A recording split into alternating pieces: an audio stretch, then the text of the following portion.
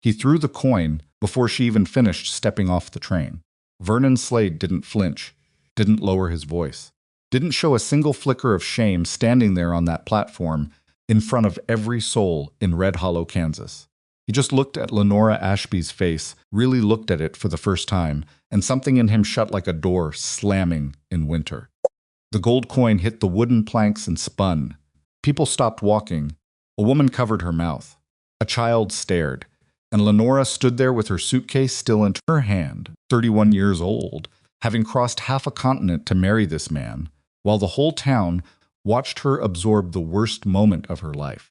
If that were you, what would you have done?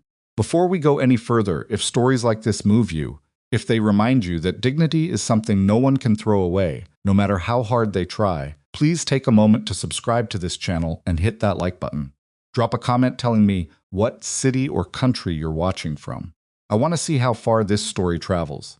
Now let's go back to that platform, because what happened next changed everything. Lenora had been awake since before sunrise.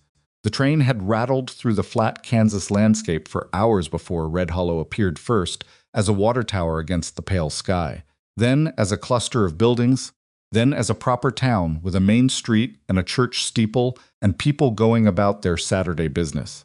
She had pressed her forehead to the glass and watched it come into view, and somewhere in her chest a knot had formed that she couldn't quite explain. Part of it was nerves. Part of it was something older and harder to name, the particular dread that settles into a person who has been disappointed before and knows, somewhere beneath the hope, that disappointment might come again. She had written to Vernon Slade for 7 months. 7 months of letters. Careful letters. Honest letters. Letters she had composed and torn up and rewritten because she wanted to get them right. She had described herself plainly. She hadn't tried to make herself sound like something she wasn't. In her third letter, she had told him about the birthmark. She had described it the same way she always did. When honesty required it, a dark mark, covering the left side of her face, from cheekbone to jaw, present since birth, permanent, and not something a person could miss when they looked at her. She had told him because she believed a person deserved to know. She had told him because she had learned through years of hard experience that surprises of that kind always went badly. Vernon had written back within 2 weeks. "I'm not a man who judges a woman by the surface of her skin," he had written in his careful, slightly formal hand.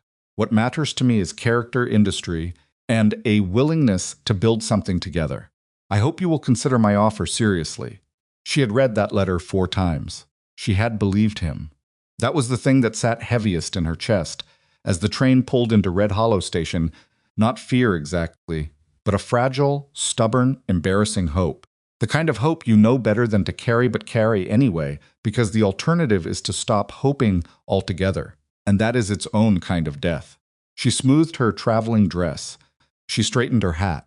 She picked up her suitcase and waited for the car to stop. Vernon Slade was easy to spot on the platform. He was tall, broad-shouldered, the kind of man who stood like he owned whatever ground he happened to be standing on. He was wearing a good coat and a clean hat, and he was scanning the passengers coming off the train with the particular expression of a man expecting a transaction to go smoothly. Lenora came down the steps, and he saw her. She watched it happen. She had watched it happen enough times in her life that she knew exactly what she was seeing, the brief stillness, the almost imperceptible recoil, the way a person's face reorganized itself when what they saw didn't match what they had prepared themselves for. Vernon Slade's expression didn't collapse dramatically. It didn't crumble. It simply closed, like a window shutting, like a man deciding something quietly, and finally in the space of 2 seconds. She walked toward him anyway. She had come too far not to walk toward him. "Mr. Slade," she said. Her voice was steady. She had practiced steady. He looked at her for a long moment without speaking. Around them, the platform noise continued, porters moving luggage, passengers greeting family, the ordinary chaos of a Saturday arrival. But in the small circle of space between Lenora and Vernon Slade, something had already gone terribly wrong, and everyone nearby could feel it even before they understood what they were witnessing. "Miss Ashby," he said finally. His voice was flat, not cruel yet, just flat, the way a man sounds when he's already made a decision and is simply searching for the words. "I thought you might meet me yourself," she said. Your last letter said, I'm aware of what my letter said. The flatness had hardened. There were people close enough to hear.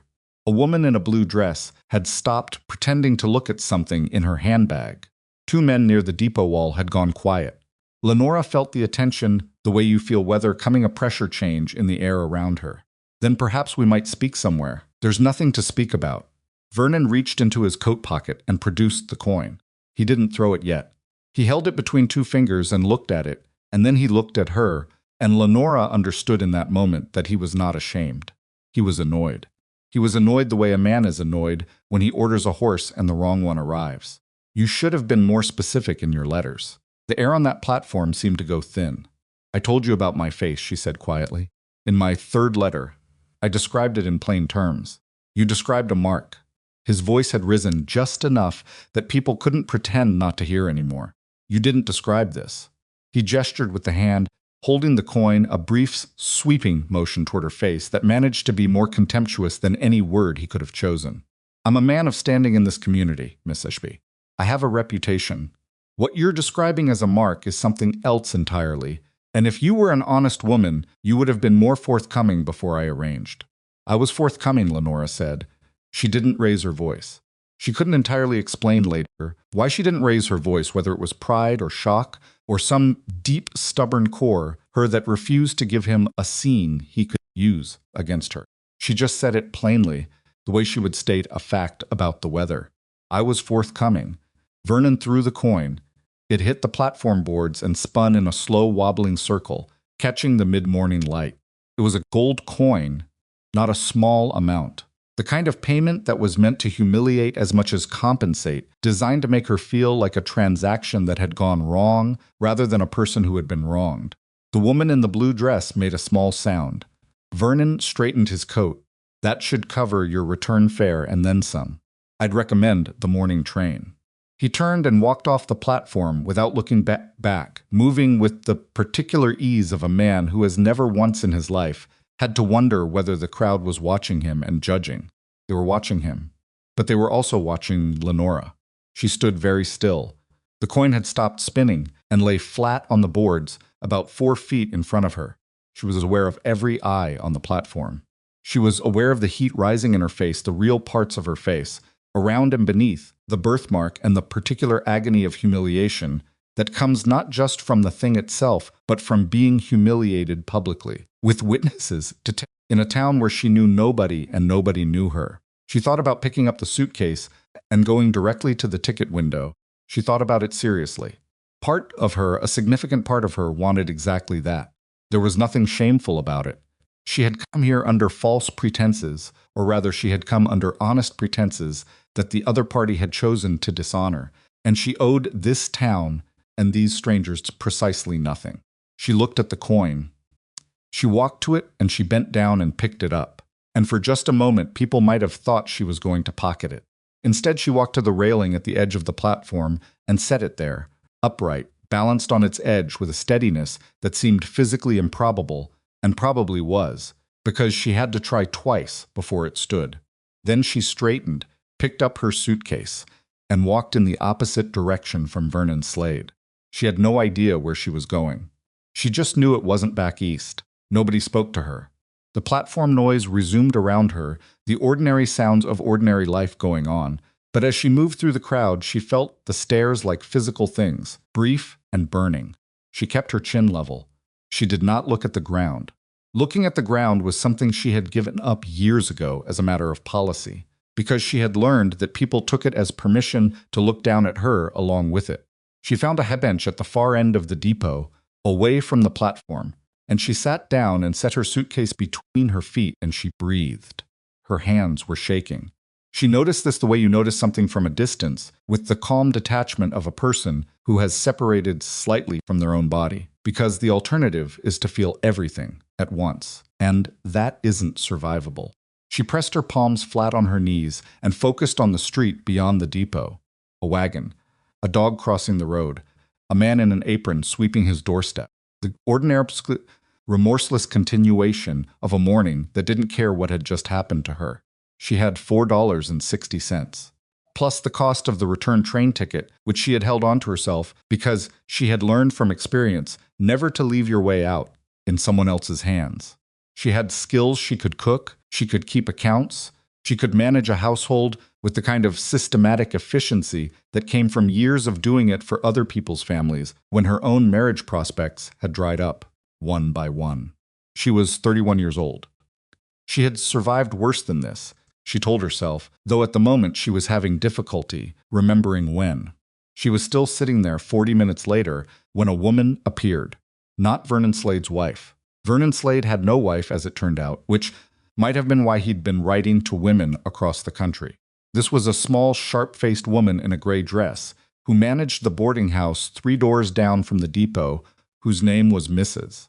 Pratt, and who had been in the mercantile across the street and seen the whole thing from the window, and was, in her own words, not the kind of woman who could let a person sit on a bench in that condition without at least asking.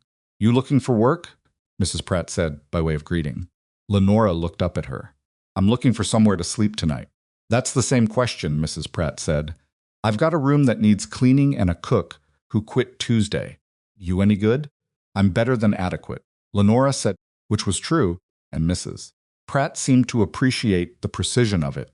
That evening, Lenora scrubbed a kitchen that hadn't been properly cleaned since the previous cook left. She did it methodically, the way she did everything, working through the problem from one end to the other until it was finished. Most of its windows were dark. Mrs. Pratt watched her for a while and then stopped watching because there was nothing wrong to correct, and watching felt unnecessary. It was late, close to 9, when the knock came at the boarding house door. Lenora was still in the kitchen, tallying the pantry inventory because it seemed useful, and she had nothing else to do when she heard Mrs. Pratt open the front door, and a man's voice, low and careful, asking if the woman from the depot was staying here. She heard Mrs. Pratt pause before answering.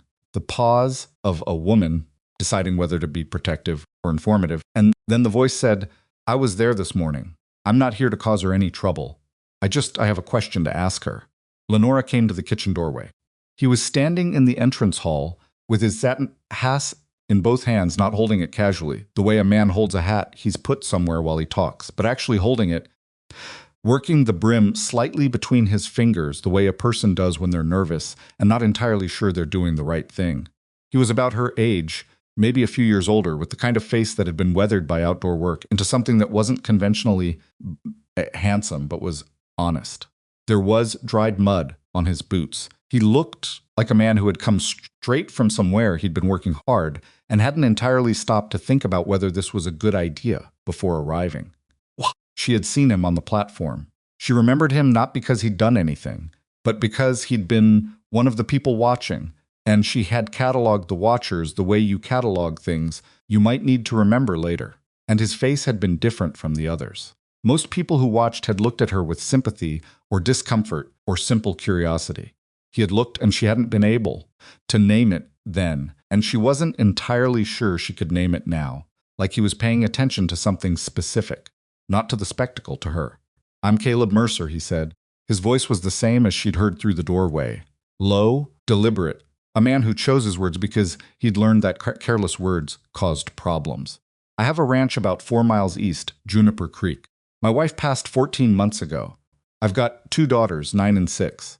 The house is," he paused, and something moved across his face that wasn't quite embarrassment. "The house needs work. The books need work. The whole place needs work, if I'm being straight about it. I can't offer you good wages. I can offer you room and board and what I can spare, which right now isn't much." He stopped.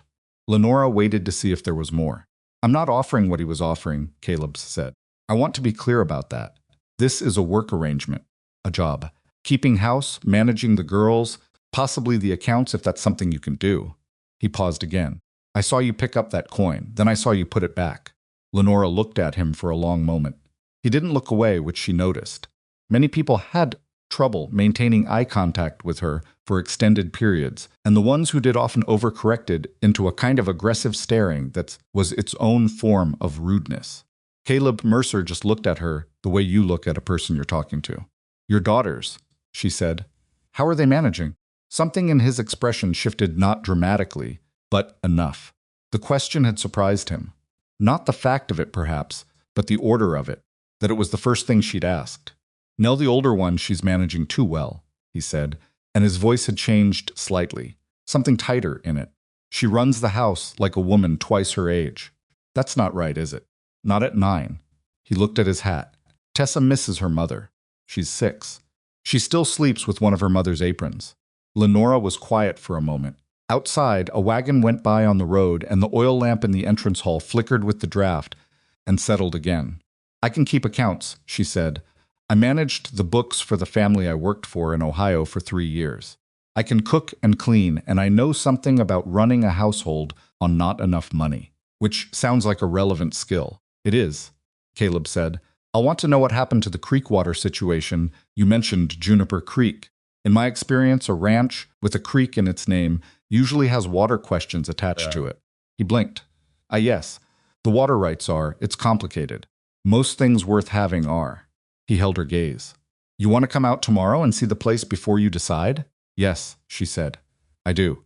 After he left, Mrs. Pratt stood in the hallway for a moment and looked at Lenora with an expression that was not quite approval, and not quite something else, but was in the neighborhood of respect.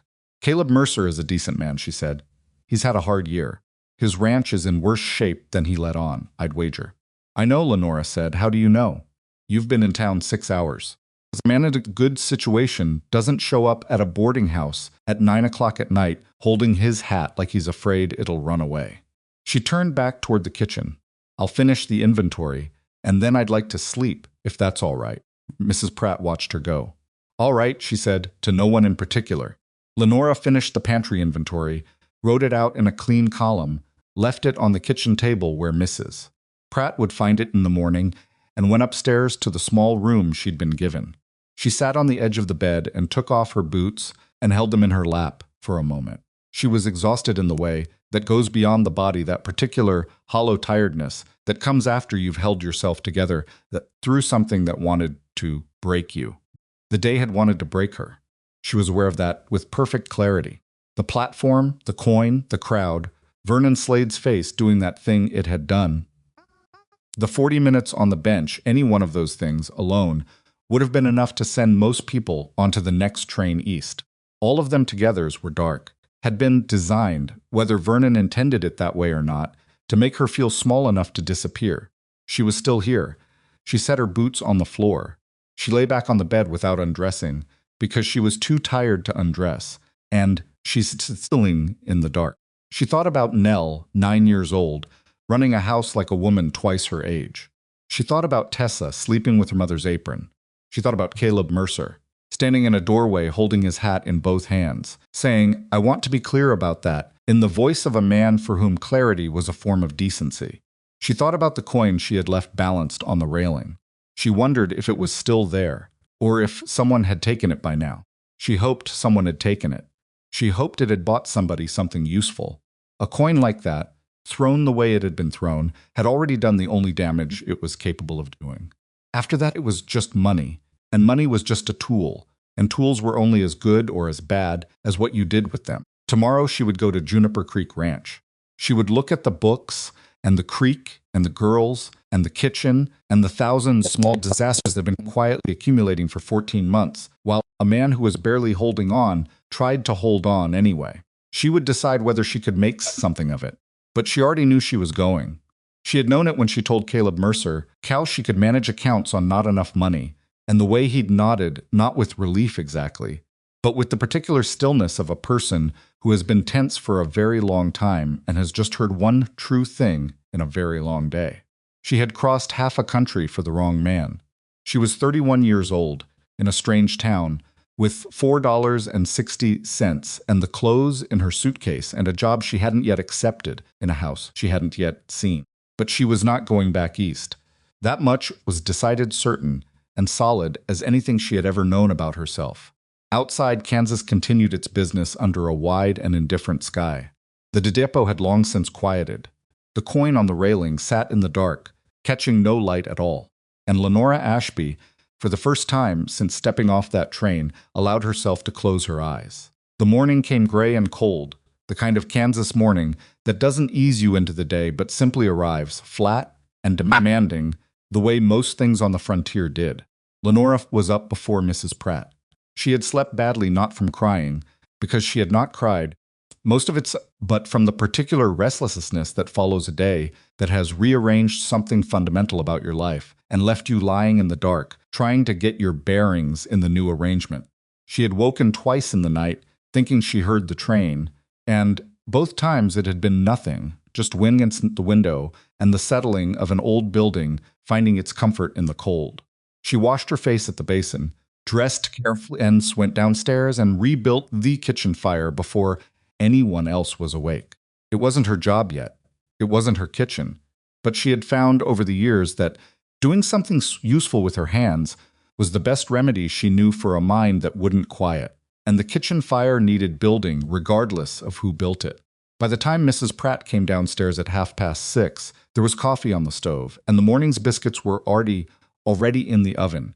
And the pantry inventory Lenora had written out the night before was sitting in a neat column on the table, with 3 items circled, and a note beside them that said, "These will run out before end of week. I would suggest Thursday market." Mrs. Pratt stood in the doorway in her robe and looked at all of this for a long moment without speaking. Then she poured herself a cup of coffee, sat down, picked up the inventory, read it, and said, "Thursday market." "Yes." She set it back down. "Caleb Mercer's will be here at 8.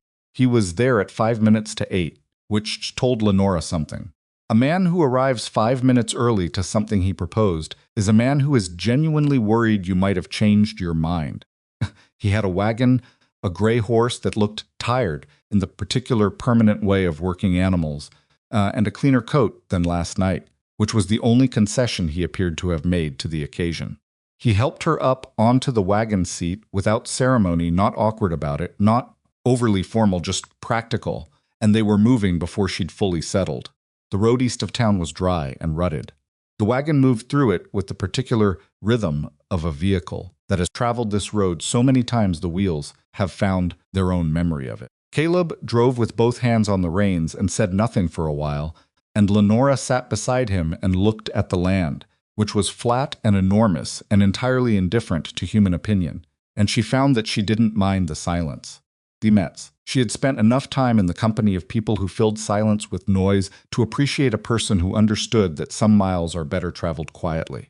"The girls know you're coming," he said, after about 10 minutes. "What did you tell them?" "That I'd found someone who might help with the house."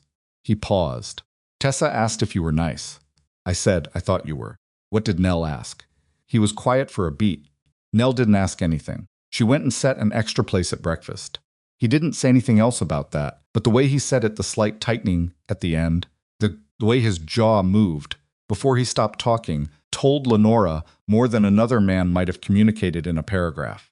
Juniper Creek Ranch appeared first as a cottonwood line along a low creek bed, then as a then as the house itself, a 2-story frame building that had been, at some point, someone's genuine effort at making a home and had since been worn down by weather and time, and the kind of gradual neglect that isn't laziness, but simply too much to do with too few hands. The fencing along the south side needed work. The kitchen garden was unattended, the beds overgrown with the previous summer's dead growth. A shutter on the upper window hung at a slight angle. None of it was catastrophic. All of it was the accumulated evidence of a household running on empty. Lenora looked at it steadily as the wagon came into the yard. "I know how it looks," Caleb said. "It looks like a place where a person works very hard and still can't quite get ahead," she said. "I've seen worse." He glanced at her sideways. She wasn't sure if that was reassuring to him or not. The girls were on the porch.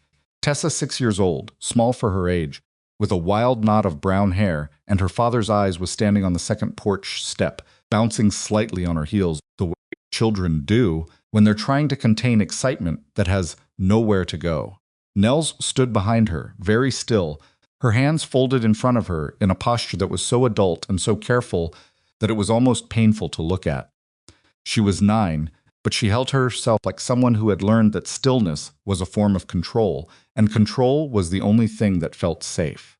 Lenora climbed down from the wagon. Before now Caleb come around help her, and she walked to the porch steps and looked at the girls directly. "Good morning," she said. "I'm Lenora." Tessa said, "Your face has a mark on it." "Tessa." Caleb's voice was sharp. It's all right, Lenora said. She kept her eyes on Tessa. It does. I was born with it. It doesn't hurt. Tessa considered this with the profound seriousness of a 6-year-old processing new information. Does it come off? No. Oh. Tessa seemed to move through this quickly to the other side of it. Do you know how to make apple cake? Mrs. Pratt made apple cake once, and Papa brought some home, and it was the best thing I ever ate. I know how to make apple cake, Lenora said. Tessa looked at her father with an expression that said the matter was settled as far as she was concerned. Nell had not spoken. Lenora looked at her, really looked at her, the way she had looked at the ranch house, taking honest inventory. The girl's dress was clean and neatly pressed, which meant she'd done it herself. Her hair was braided tightly, correctly. There was a small ink stain on the side of her right index finger that she'd tried to scrub away and hadn't entirely managed. Her face was watchful and guarded and very, very tired. You set an extra place at breakfast, Lenora said to her. Nell's expression shifted slightly, not opening. Not yet, but moving. Papa said you were coming early. I didn't know if you'd have eaten. I had. But it was a kind thing to think of. Nell looked at her steadily. Can you actually help? Or is this the kind of help that makes more work? Caleb made a sound. Lenora held up a hand slightly, not enough to stop him, just enough to indicate she had it. She looked at Nell and said, I don't know yet. I'd have to look at the books in the kitchen and the accounts before I could tell you honestly. But I won't make promises I can't keep, and I won't tell you things are better than they are. Something in Nell's face changed. Slightly. Fractionally. Like a door that hasn't opened, but is shifted to indicate the latch is no longer fully engaged. The books are in Papa's desk, she said. I've been keeping them. Then let's start there, Lenora said. The inside of the house was the same story as the outside, not dirty, not disordered, but stretched thin. Most of its windows were dark, a household being managed by one adult man and a 9-year-old girl on the practical understanding that they were outnumbered by the work. The kitchen was functional. The main room was clean. But there were small signs everywhere of corners, cut out of necessity, a curtain rehung with the wrong hooks. A floor clean except under the edges where a smaller person couldn't quite reach. Meals being planned around what was easiest rather than what was best. Caleb's desk was in a small room off the main hall that served as a study and storage space simultaneously. The book's 2 leather-bound ledgers, plus a pile of receipts and bills held, together with a length of string, were on the desk's corner in a stack that had the particular organization of someone who has tried very hard to keep things sorted and has almost managed it. Nels stood in the doorway while Lenora sat at the desk and opened the first ledger. Caleb stood behind his daughter, with his arms folded, watching Lenora with the expression of a man waiting for a doctor to finish an examination. Lenora went through it carefully. She took her time.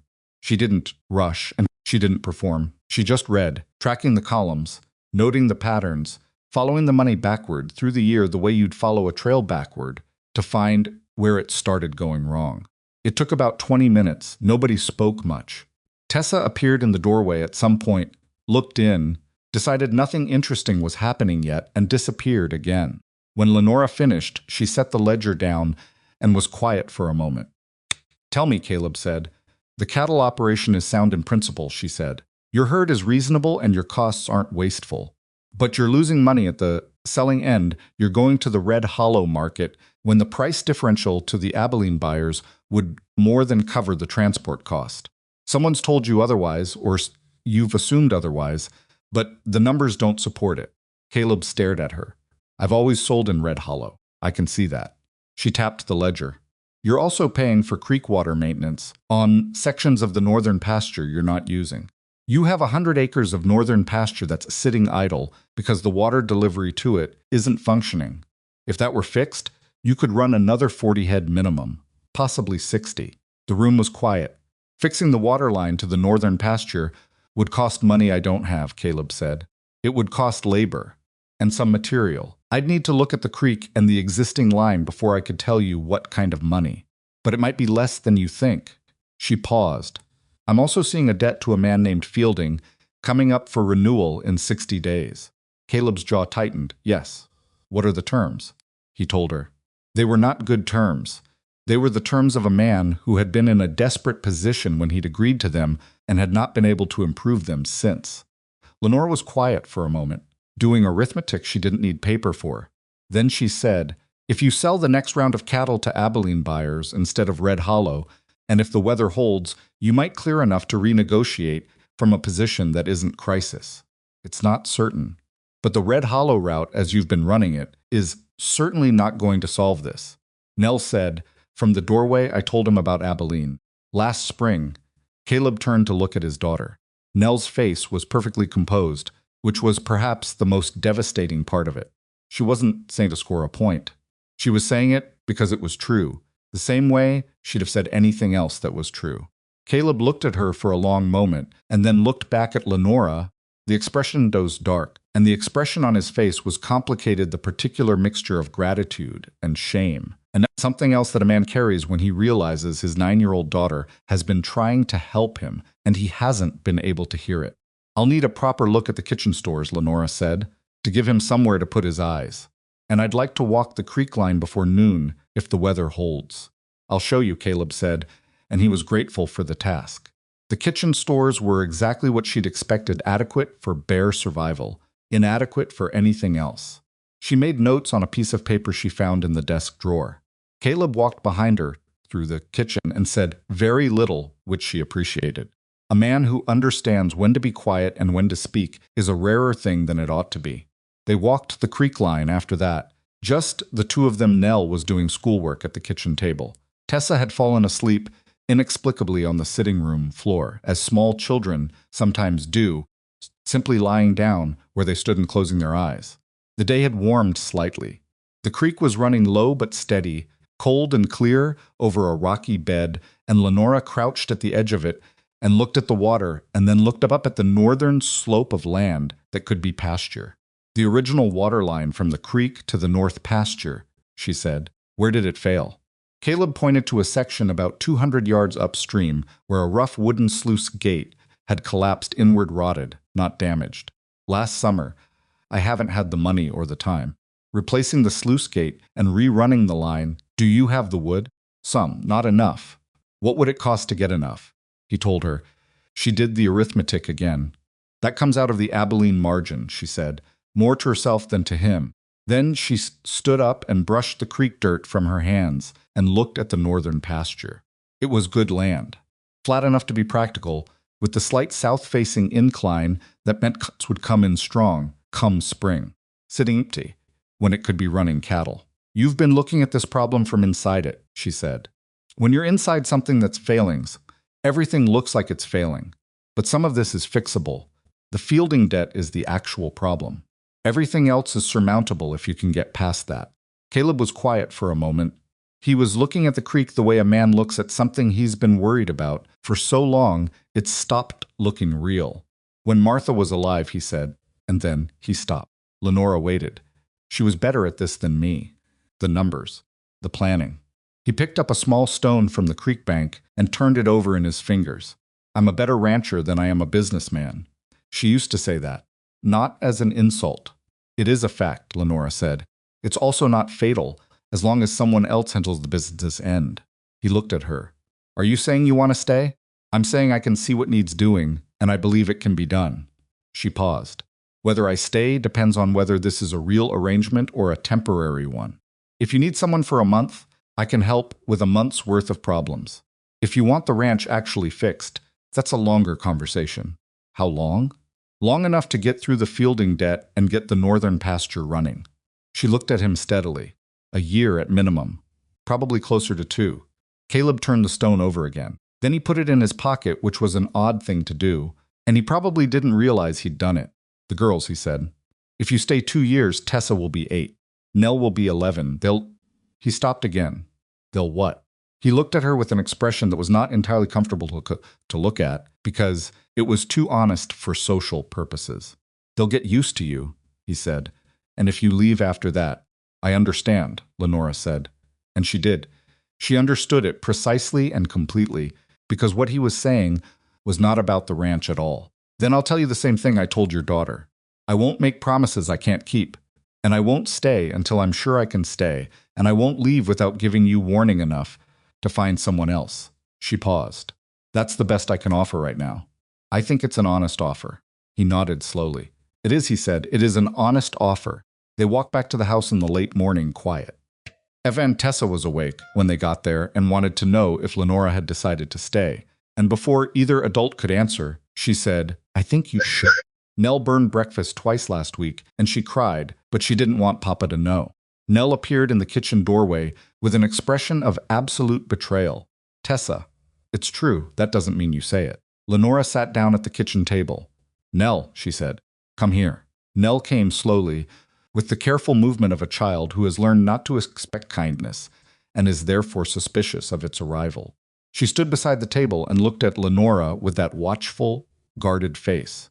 "Burning breakfast doesn't mean you've failed," Lenora said. "It means you're 9 and you've been doing an adult's job without anyone to teach you. That's not your failure. That's a problem in the arrangement." She held the girl's gaze. "I'm going to stay for a while. And while I'm here, burning breakfast will be my problem, not yours. Do you understand?" Nell stared at her. Something moved behind her eyes. Something young and tired and carefully locked away. Her chin wobbled just slightly, and then she stopped it. "Yes," she said. "Good. Now show me where you keep the flour." The next several weeks settled into a rhythm that was difficult and revealing in equal measure. Lenora had not oversold herself. She genuinely knew what she was doing in a kitchen, with an account book, with a household that had been running on willpower and improvisation. But knowing what to do and doing it inside a family that was still figuring out how to exist around you were two different problems. Caleb was easier than she'd expected. He had the rancher's practical relationship with work. If something needed doing, it needed doing, and complicated feelings about it were secondary to the doing. He was not a talkative man, but he was consistent. And Lenora had reached the point in her life where she valued consistency over charm the way she valued water over scenery. Tessa was easy in a different way, the easy of a child who was so hungry for a woman's presence that she attached herself to Lenora within the first week, with a completeness that was both touching and slightly terrifying. She appeared at Lenora's elbow while she cooked. She sat beside her while she worked on the accounts. She told Lenora, approximately, everything she had ever thought or observed about every subject in the world, in no particular order, with no apparent understanding that conversation sometimes involved pausing to let the other person speak. Lenora found this charming in ways she hadn't anticipated. She had not spent much time around small children. She had not known they were quite this immediate.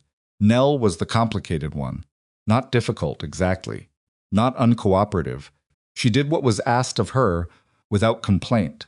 And she was genuinely capable. She had learned skills in the last 14 months that most children her age had never needed, and she'd learned them out of necessity and executed them with a seriousness that was painful to watch in a 9-year-old. The problem was that she watched Lenora constantly, not with hostility, with assessment. The way you watch something, you're not sure whether to trust running your own private evaluation alongside whatever is actually happening. Lenora understood it. She didn't push against it. She just did her work and let the girl watch. And when Nell had a question, she answered it honestly, and when she had a better idea, she said so. And sometimes, not always, she was right. 3 weeks in, Nell came to her with the ledger. Not Caleb's ledger, a smaller one, a notebook really, that Nell had been keeping herself. Her own parallel set of accounts for the household food costs, supply needs, what was running low and when they'd need more. She set it on the table in front of Lenora and stood back and waited. Lenora opened it and read through it. She took her time, the same way she'd taken her time with Caleb's book. The entries were in a child's handwriting, but the logic was sound, the category sensible, and in 2 places Nell had caught costs that Lenora hadn't yet tracked herself. "You did this yourself?" Lenora said. "Started it after Mama died. Papa he wasn't watching the small things. I was trying to." Lenora looked at the notebook and then at the girl. "Nell, this is good work." "I know," Nell said, without arrogance, just accuracy. Then slightly more carefully, "Is it useful to you? Or is it something you'd rather do your own way?" This was, Lenora understood, a real question dressed as a polite one. The real question was, am I being replaced or am I being included? "I want to work from this," Lenora said. "Can we combine it with mine?" Nell's face did something small and complicated. "Yes," she said. "We can do that." It wasn't warmth yet. It was something more provisional than warmth. Most of its windows were dark, but it was a door opening instead of staying shut, And Lenora had enough experience with locked doors to know that you don't celebrate the opening, you just walk through it quietly so you don't startle anyone. It was in the 5th week that Lenora found the letter. She hadn't been looking for anything.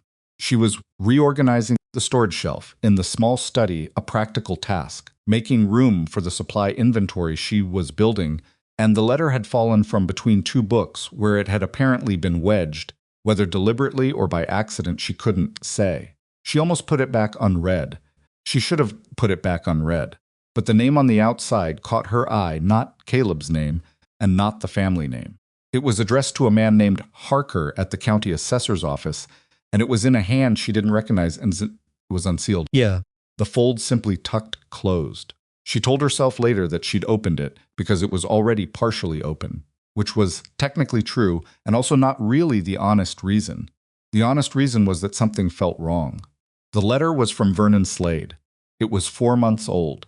It outlined in careful, courteous language an inquiry into the assessed value of Juniper Creek Ranch and several neighboring properties, framed as the interest of a potential buyer seeking to understand the market. But the specific properties mentioned, the particular questions asked about water access and upstream rights, and the assessed boundaries of the creek line, these were not the questions of a casual buyer. They were the questions of a man constructing something, building toward a specific outcome, one careful piece at a time. Lenora read it twice. Then she refolded it, precisely the way she'd found it, and put it back between the books and stood in the study for a moment, with her hands very still at her sides. Vernon Slade was looking at this land, not because he wanted a cattle ranch. He had cattle ranches. He had money and property, and standing in Red Hollow in quantities that were already more than sufficient. He wanted something specific about this land, and the specific thing he wanted was in the letter if you understood how to read it. The water rights. Juniper Creek Ranch controlled the upstream water access for a significant stretch of the valley. Anyone who controlled that land controlled something much larger than a single ranch. And Vernon Slade had been building toward that quietly and methodically, while Caleb Mercer struggled to make his debt payments and keep his daughters fed. She went to find Caleb. He was in the barn, working on a piece of harness that had needed repair for weeks. He looked up when she came in and registered her expression immediately. He had gotten better at reading her face in the last 5 weeks, which she had noticed and filed away as information about the kind of attention he paid. "What happened?" he said. She told him about the letter. She told him plainly, without editorializing, the way she'd told him about the accounts. "Here is what I found. Here is what I think it means. Here is why it matters." She watched his face while she talked. He didn't interrupt. He didn't react dramatically. He set the harness down slowly on the workbench and turned to fully face her. And by the time she finished, there was a particular kind of stillness in him that she was beginning to understand as his version of controlled alarm. "Vernon Slade," he said, "yes. He's been buying properties. Old Dawson's place, the Henderson parcel east of town." Caleb's voice was careful. "I heard the Henderson family couldn't make their payment and sold quick. He's buying anything that has water access or sits adjacent to water access," Lenora said. "Your upstream rights and a downstream easement on the Henderson property would give him effective control over the water supply for most of the valley. Every ranch that depends on this watershed would be dependent on his terms." Caleb was quiet. "He came here with money and a good attorney," Lenora said. If he makes you an offer when the fielding debt comes due and you don't have the capital to cover it, it might look like the only option." Caleb's jaw moved. "It won't be the only option." "No," she said, "but he'll time it so it feels like one." They looked at each other across the dim barn in the afternoon light. Outside, Tessa could be heard calling for the barn cat in the particular escalating way she called for everything when she didn't get an immediate response. The ordinary noise of a household existing around a problem it didn't yet know it had. "What do I do?" Caleb said. It was the first time he'd asked her that directly. Not about the accounts, not about the pasture, not about the kitchen. About a problem that was genuinely dangerous and that he couldn't see clearly from the inside. Lenora looked at him. "You let me think about it," she said. "And you don't do anything or say anything to Vernon Slade until we've thought about it together." He nodded. "Then we," she said. She hadn't intended anything particular by it. It was just the accurate word for the situation they were the ones who knew. They would have to decide together. The pronoun was simply correct. But something in the way Caleb received it, the slight shift in his expression, the way he picked up the harness again and then set it back down, told her that the word had landed as more than purely functional. She went back to the house. Nell was helping Tessa with her letters at the kitchen table, the older girl's voice patient and precise in the way it was when she was concentrating. Lenora stood in the doorway for a moment without either of them noticing her. Nell was pointing to a letter on the page and saying, "No, look, that's a Q, not an O. See how the bottom curves differently?" Tessa said they looked the same. "They don't. Look closer." "You look closer. I'm tired of looking, Tessa." "I am, though." Nell sighed the sigh of the deeply burdened, which was funny because she was 9 and her burden was a 6-year-old who didn't want to distinguish Q from O. She looked up and saw Lenora in the doorway, and something crossed her face, the beginning of what might eventually become a smile, still too guarded to commit. "She won't look at the letters," Nell said. "Take a break," Lenora said. "Both of you. Come help me with supper." Tessa was off the bench before the sentence finished. Nell gathered the books carefully and put them aside with the particular carefulness she applied to everything, and then she followed her sister into the kitchen. The three of them moved around the kitchen together, Lenora at the stove, Tessa assigned to stirring something she was too short to reach properly, but insisted on reaching anyway, Nell setting the table with the quiet efficiency that was her natural mode. It wasn't seamless. It wasn't the choreography of a family that had found its rhythm. Tessa knocked something over.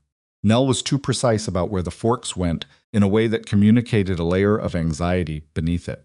Lenora burned the edge of the cornbreads slightly because she was still thinking about Vernon Slade's letter. But it was real. It was a kitchen with people in it who were trying.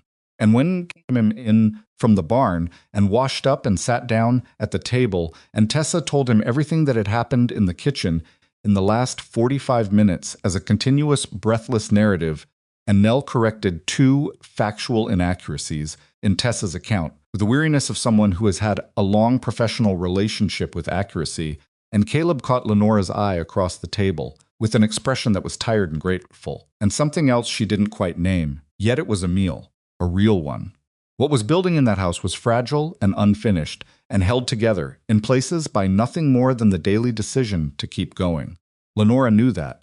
She was not a woman who confused the beginning of something with the thing itself.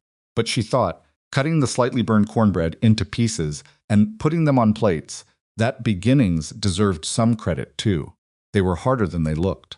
Everything worthwhile started as something that could still fall apart, and the fact that it hadn't fallen apart yet was something. It wasn't everything, but it was something, and you took the somethings when they came, because there were enough moments in a life like hers that had been nothing at all. Outside, the Kansas night was coming in fast across the flat land, the way it did no gradual twilight, just the day, and then the dark, which was its own kind of honesty. Somewhere out in that dark, Vernon Slade was making plans. And somewhere at a county records office, deeds and easements and water rights sat in ledgers that nobody had thought to read in the right sequence. Not yet. But Lenora Ashby had spent her whole life reading things that other people hadn't thought to read. She tanned. She had learned, through years of being the woman people looked at and immediately thought they understood, that the most important information was almost always in what people weren't paying attention to. Vernon Slade had made that mistake once on a train platform. He had looked at her face and thought he knew what she was. She was beginning to think he was going to make it again. She spent 3 days thinking before she said anything to anyone. That was her way, not hesitation exactly, but the discipline of a woman who had learned that the first thing you want to do when you're angry is almost never the right thing to do. And she was angry. She had identified that clearly, the way you identify a particular sound in a quiet house, not loud, but unmistakable once you've heard it. Vernon Slade had been moving against this valley with the patience of someone who believed patience was a virtue only useful people possessed, and everyone else would simply run out of time before they understood what was happening to them. She was not going to run out of time, but she also wasn't going to move until she was certain. Certainty in a situation like this required information, and information required a person who knew where to find it. Lenora had one name in this town that she trusted not deeply, not yet, but enough. Mrs. Pratt at the boarding house had lived in Red Hollow for 22 years and had the particular quality of intelligence that manifests as knowing everything about everyone without appearing to notice anything at all. Most of its windows were dark. People talked around Mrs. Pratt the same way they talked around furniture. They forgot it was listening. Lenora rode into town on the Wednesday, telling Caleb she needed to check on a supply order, which was true and also not the whole truth. She found Mrs. Pratt in the back of the mercantile, arguing with the man behind the counter about the price of lard, which she had apparently been doing on a weekly basis for the better part of a decade. The argument concluded in Mrs. Pratt's favor, as it apparently always did, and the two women walked out together and stood on the wooden sidewalks in the thin November air. Vernon Slade, Lenora said. Tell me who he talks to, who handles his legal work, who he does business with that he wouldn't want publicly discussed. Mrs. Pratt looked at her sideways. That's a particular question. I have a particular reason. Mrs. Pratt was quiet for a moment, watching a wagon go by in the street. His legal work goes through Alderman in Salina. Marcus Alderman. He's been Vernon's man for 7 or 8 years, handles the property transfers, mostly. Quiet, thorough, charges a lot. She paused. Vernon's been buying up land. You know that already, or you wouldn't be asking. Do you know which parcels? The Dawson place. Henderson. There's a rumor about the Crane widow's 40 acres south of the creek, but she hasn't confirmed it, and she's stubborn enough to tell you yourself if she wants you to know. Mrs. Pratt turned to look at Lenora fully. He's been doing it carefully. Never 2 purchases close together. Never using his own name directly when he can use an agent. An agent, Lenora said. Man named Foss. Comes through town every 6 weeks or so. Not from here originally, doesn't stay long. Everyone assumes he's in livestock, but his hands don't look like a man who's handled livestock in some time. She paused. You're going to do something about this. It wasn't a question. Lenora didn't treat it like one. I'm going to find out what there is to find out, she said. Then I'll decide. The county property records are in Abilene, Mrs. Pratt said. Clerk's office. Dorothea Vance runs it. She's thorough and she doesn't lose things, which is more than you can say for most county offices in the state. She looked at Lenora with an expression that was thoughtful and measuring and not unkind. You're not what I expected when I took you in that night. What did you expect? Someone who'd be on the morning train, Mrs. Pratt said simply. She went back inside, the door closing behind her with a definitive sound, and Lenora stood on the sidewalk alone for a moment and breathed the cold air and thought. There were 2 other people she needed before she could do anything useful. The first was Ada Fenwick, the school teacher she had met her. Briefly at a social gathering in the town hall 3 weeks prior, a quiet woman in her late 40s with a sharp and somewhat sardonic intelligence that Lenora had recognized immediately as the intelligence of someone who is always the smartest person in the room and has made peace with never being credited for it. The second was Miriam Holt, who ran the dry goods shop on the main street with her husband and who Lenora had observed the particular gift of being liked by everyone without being owned by anyone. She found Ada Fenwick at the schoolhouse after the children had gone home for the day. The schoolroom was empty, chairs up on desks. The particular post-school smell of chalk and wool and young humans that Lenora associated with the 2 years she'd spent teaching in Ohio before the family she'd worked for moved east and took her position with them. Ada was erasing the day's work from the board when Lenora knocked on the open door. Miss Ashby, Ada said without turning. I heard you were working out at the Mercer place. I am. May I come in? You're already in. Ada set down the eraser and turned. She had a face that would have been described as plain by anyone who wasn't paying attention, which was probably Heplik, most people. What do you need? Lenora liked her immediately for that. No preamble. I need someone who can read county legal documents and understand what they mean. Not just the words, the implications, the patterns. Ada looked at her steadily. What kind of documents? Property records, easement filings, transfer records going back about 18 months, I'd estimate maybe 2 years. And what are we looking for? Lenora told her. She kept it clean and factual, the same way she'd told Caleb, here is what I know, here is what I think it means, here is what I need to confirm. Ada listens without interrupting, which was another thing Lenora appreciated. Most people interrupted. They thought it looked like engagement. It mostly looked like impatience. When Lenora finished, Ada was quiet for a moment. Then she said, Vernon Slade would not appreciate being looked into. No, Lenora agreed. And if we find what you think we'll find, and then do something about it, he will know where it started. Yes.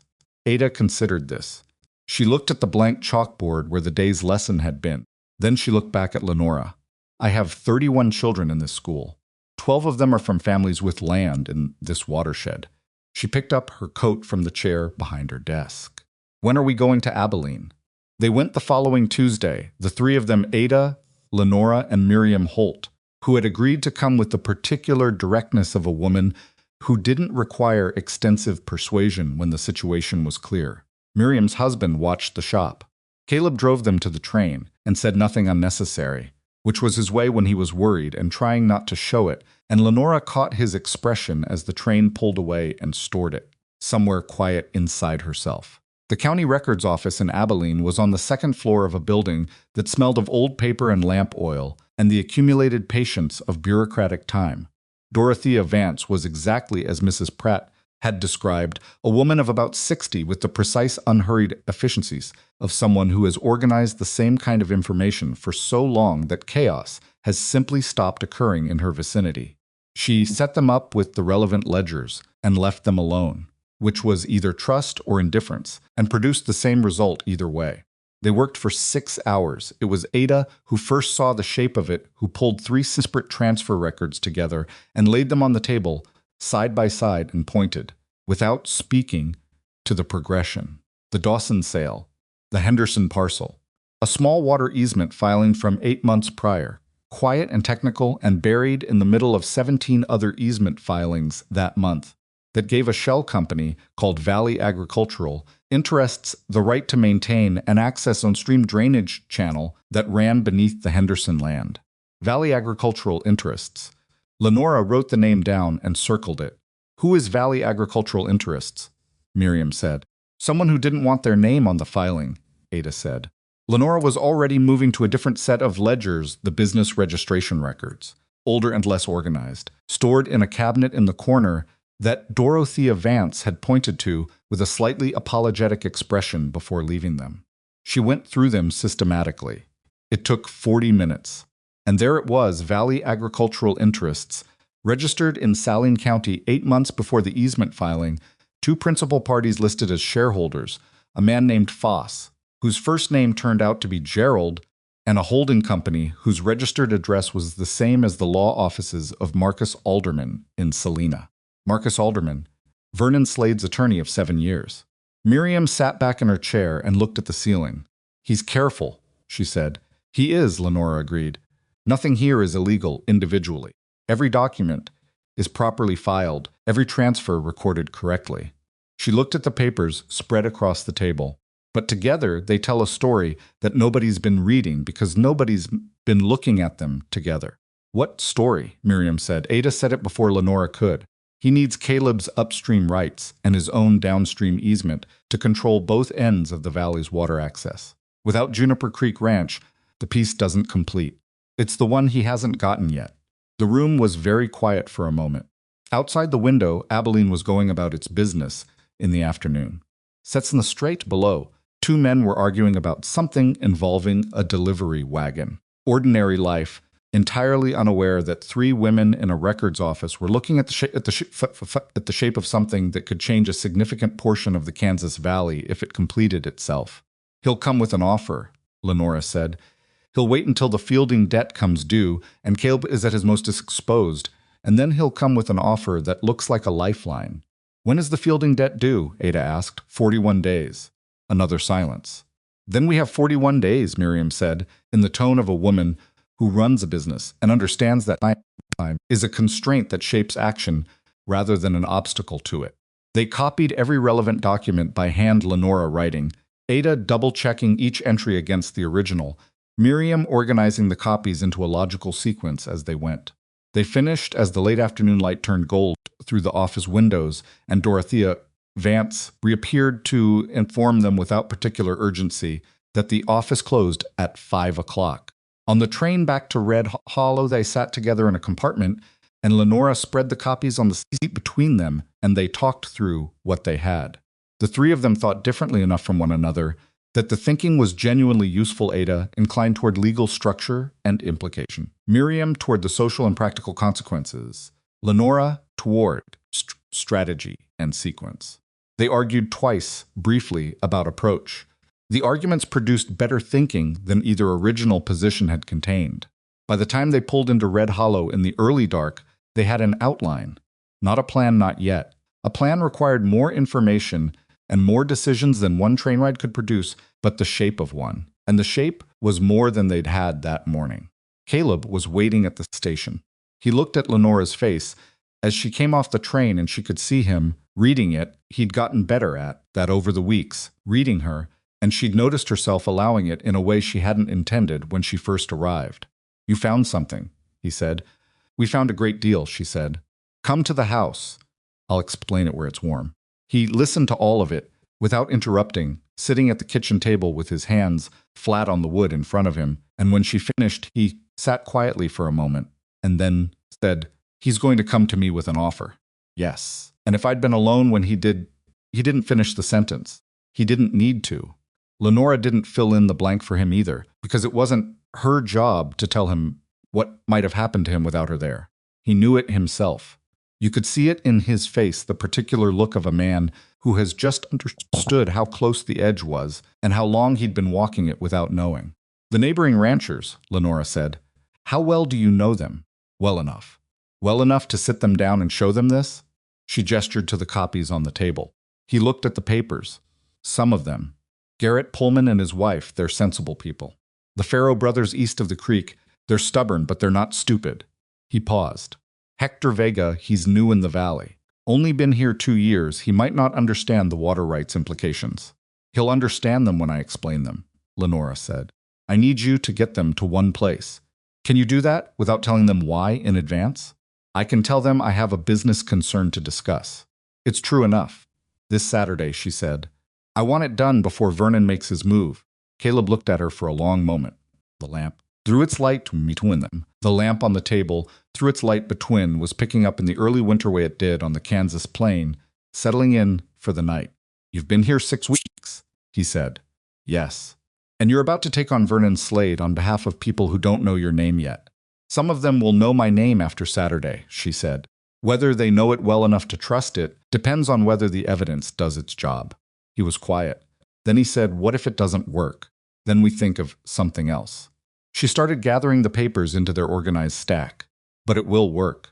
People respond to evidence when the evidence is clear, and the person presenting it isn't asking them for anything except to look.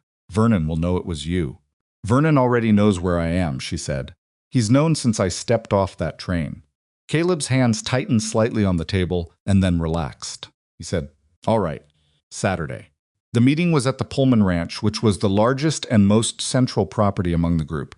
And Garrett Pullman, a broad, gray-bearded man in his late 50s, who had built his ranch from nothing and defended it from everything, and had the manner of a person who had earned his opinions through experience rather than inherited them, had set out chairs in his barn. Because the house wasn't large enough to hold 6 ranching families comfortably. His wife, Louise, had made coffee, and the coffee was strong enough to function as a structural element of the gathering which was appropriate. They came in various states of curiosity and skepticism.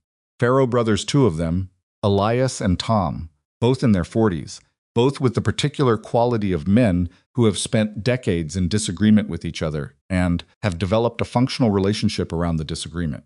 Hector Vega, young, watchful, his English careful in the way of a man who had learned it as an adult and chose his words accordingly. A widow named Clara Sims, who ran her late husband's ranch, with 2 hired hands and a stubbornness that the county had apparently been failing to overcome for 11 years. And Martin Grubb, who was the most cautious of them all, a man who had inherited land from his father and held on to it with the ferocity of someone who understands that loss is not always recoverable. They all knew Caleb. Most of them knew of Lenora by now. Red Hollow was not a large town, and the story of what had happened on the depot platform had circulated in the way stories circulate in small places, wearing down with each retelling until only the essential shape remained, the rejected woman who had stayed. The looks, she received when she stood up at the front of the barn were the looks of people who had already formed an opinion they were holding loosely, ready to revise it in either direction. She put the copies on the table Garrett had set up.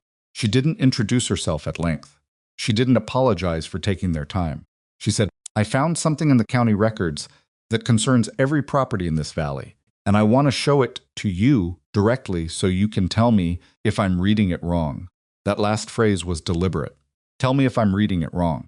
Not I have uncovered a plot. Not Vernon Slade is a villain. Invite them to examine the evidence themselves, because people trust conclusions they reach themselves far more than conclusions handed to them. She laid it out the way she and Ada had organized it chronologically. Each piece explained in plain language before the next was added, the pattern allowed to become visible through accumulation rather than assertion. She kept her voice even. She didn't editorialize. When Elias Farrow asked a question, she answered it from the documents. When Tom Farrow contradicted his brother's interpretation, she let them argue it out briefly and then showed them the relevant filing that settled it. Garrett Pullman leaned forward over the table and looked at the easement filing for a long time. Then he looked up. "This shell company," he said. "Gerald Foss and Marcus Alderman's outfit." "Yes, Marcus Alderman is Vernon's lawyer." "Has been for 7 years," Ada said.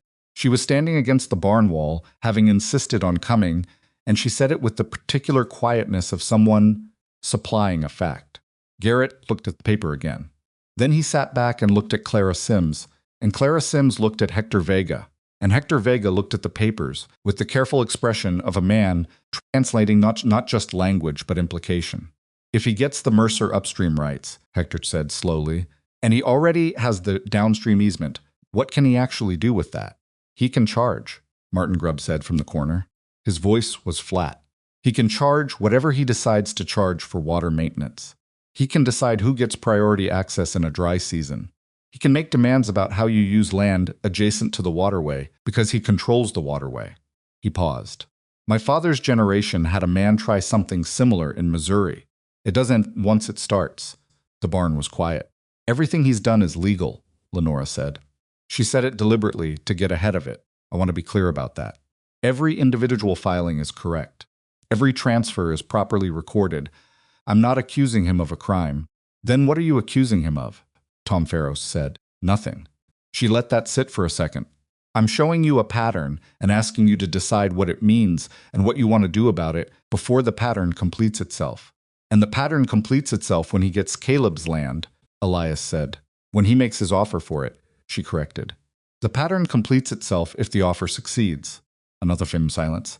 Garrett Pullman's wife came in from the house with more coffee and stopped in the doorway when she read the room, and then came in quietly and refilled cups and left without speaking.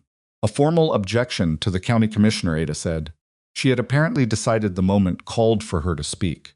"If enough landholders in the affected area sign a formal objection requesting review of the easement filing, the commissioner is obligated to examine whether the combined property acquisitions violate the valley's shared water protections.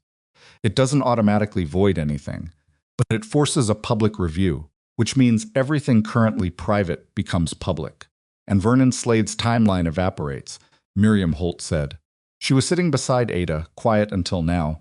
"He's been moving slowly and carefully, because slow and careful works when nobody is watching.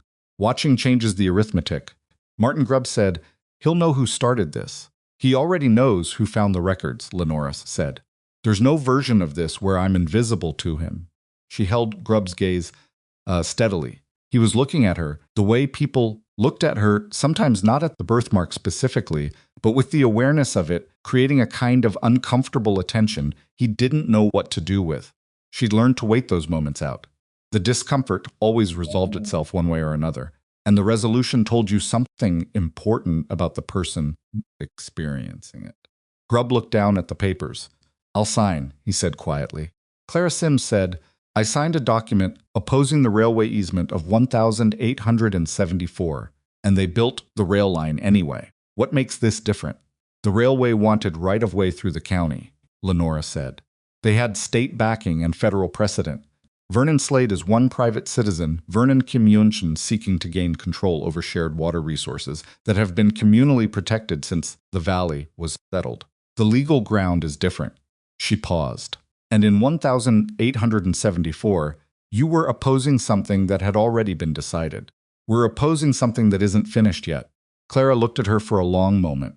Something in her expression was assessing something beyond the argument, looking at the woman making it. Most of its windows were dark, making her own private calculation about what kind of person said things like that and whether they were the kind of person worth following into a fight. Clara Sims had been running a ranch alone for 6 years. She had a well-developed intuition for which people would still be standing when things got difficult.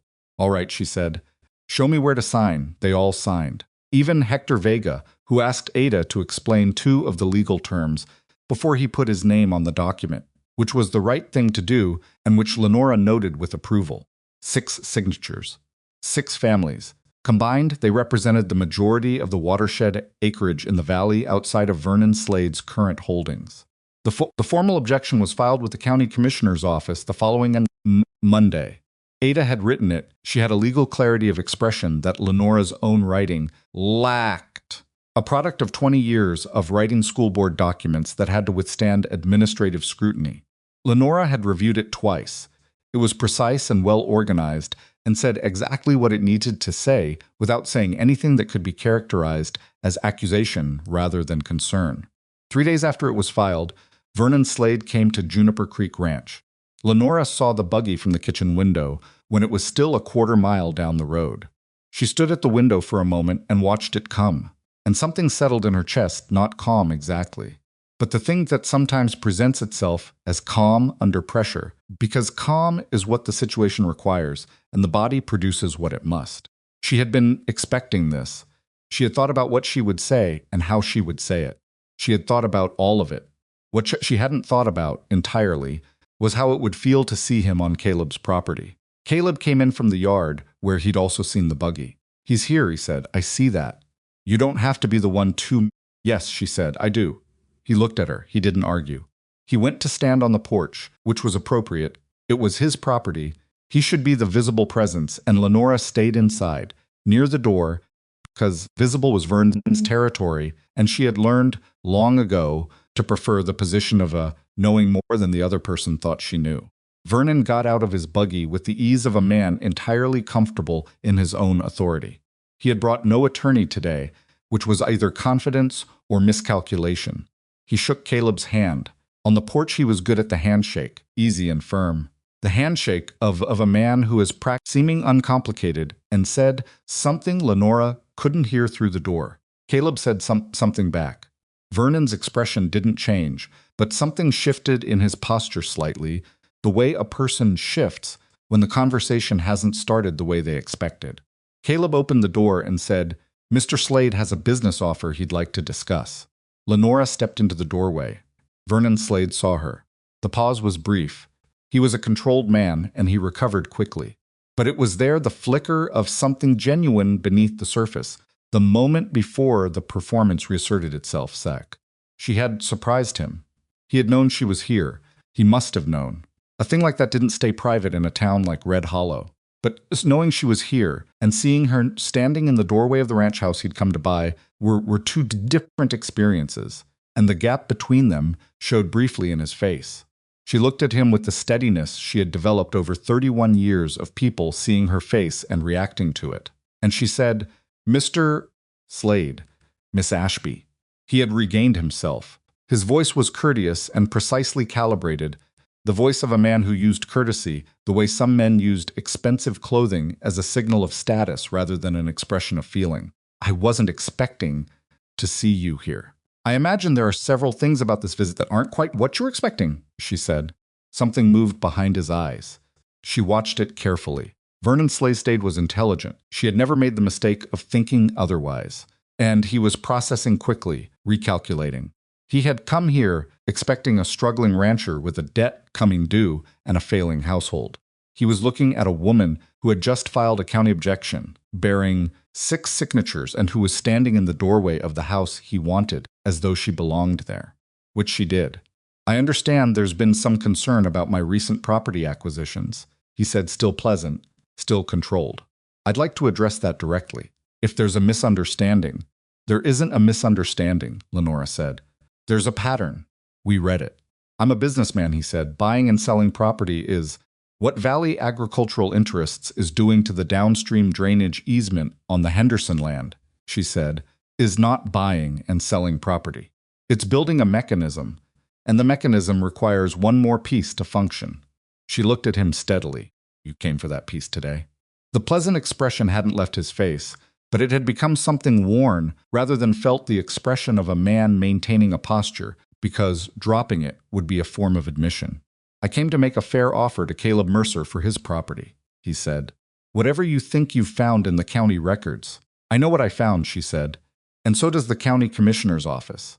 And so do 6 other landholders in this valley who have signed a formal objection requesting review of your easement filing. She paused, not for effect, because she wanted to watch his face during the pause. The review is already scheduled. Nothing about your acquisition strategy is private anymore. The silence that followed was the particular silence of a situation that has just changed its shape irrevocably. The way a room changes shape when someone turns on the lamp, and you can see the actual dimensions instead of the ones you'd been estimating in the dark. Vernon Slade looked at her. Not at her face in the way he'd looked at it on the depot platform, not with that assessment and dismissal. He looked at her the way a man looks at an opponent he has seriously underestimated, and there was in that look something that was almost an expression of respect, buried under the damage of having been outmaneuvered. This isn't finished, he said. It wasn't a threat. It was a statement of position. A man staking out what he had left when the first strategy had failed. No, Lenora agreed, it isn't. But part where you can do this quietly is. He left. Caleb stood on the porch and watched the buggy go down the road, and Lenora stood beside him, and neither of them spoke for a moment. The land lay quiet as were dark, and around them the creek and the pasture and the broken-down sluice gate and the 100 acres of northern pasture that should have been running cattle for years. None of it fixed yet. All of it still the work that needed doing. He'll appeal, Caleb said. Probably he'll find another angle. He'll try, she said. But he's been working in the dark for 2 years, and now there are people watching. Watching changes what's possible. Caleb was quiet for a moment longer. Then he said, I need to fix that sluice gate before the ground freezes hard. I know, she said. I was thinking if I start this week, with what lumber we have, I might get the frame in before. Caleb. He stopped. She looked at him. It was the middle of the day, and the winter sun was low, and the light was the particular thin gold of late November in Kansas, the kind of light that makes everything look both beautiful and temporary. She looked at him, and he looked at her, and somewhere behind them in the house, she could hear Tessa sing something to herself, the tuneless wandering melody of a child unaware she's being heard. You did well today, she said. It was a simple thing to say. She was not a woman who had a large vocabulary of simple kinds things. But she meant it without complication, and she thought he deserved to hear it said plainly. He looked at her with an expression that was complicated in the way of a man who is not accustomed to being told he has done well by anyone other than himself, and who is not entirely sure what to do with it when it comes from outside. I didn't do much, he said. You were the one who... You let me, she said. That was the thing to do. He was quiet for a moment. Then he said, I'm going to start on the sluice gate. I know, she said. I'll have something warm ready when you come in. She went back inside. Tessa was still singing. Nell was at the table with her school books, her pen moving carefully down the page. The kitchen smelled of the noon meal still lingering. Everything was ordinary and insufficient and exactly as unfinished as it had been that morning. The fielding debt was still coming. Vernon Slade would find another approach. The northern pasture was still sitting empty. None of the problems had resolved. But they had been seen, named, shown in the light to the people they affected, and Lenora Ashby, standing in a kitchen in Kansas that was not yet entirely her own, understood something she would carry for a long time. The most dangerous thing you can do to a man who depends on people not looking closely is simply to look closely and then refuse to look away. She picked up her pen and went back to the accounts. The county commissioner's hearing was scheduled for the 3rd week of December, which gave Vernon Slade 4 weeks to find a way around it, and gave Lenora 4 weeks to make sure he couldn't. She did not spend those 4 weeks feeling confident. Confidence was a luxury. She had never been able to afford in the way some people afforded it, the easy inherited kind that sits in a person's chest like ballast and keeps them upright without effort. What she had instead was the habit of work, which was a different thing entirely. Work didn't tell you. It told that you had done what could be done, only honest thing it was possible to know. Caleb finished the sluice gate frame the week after Vernon's visit.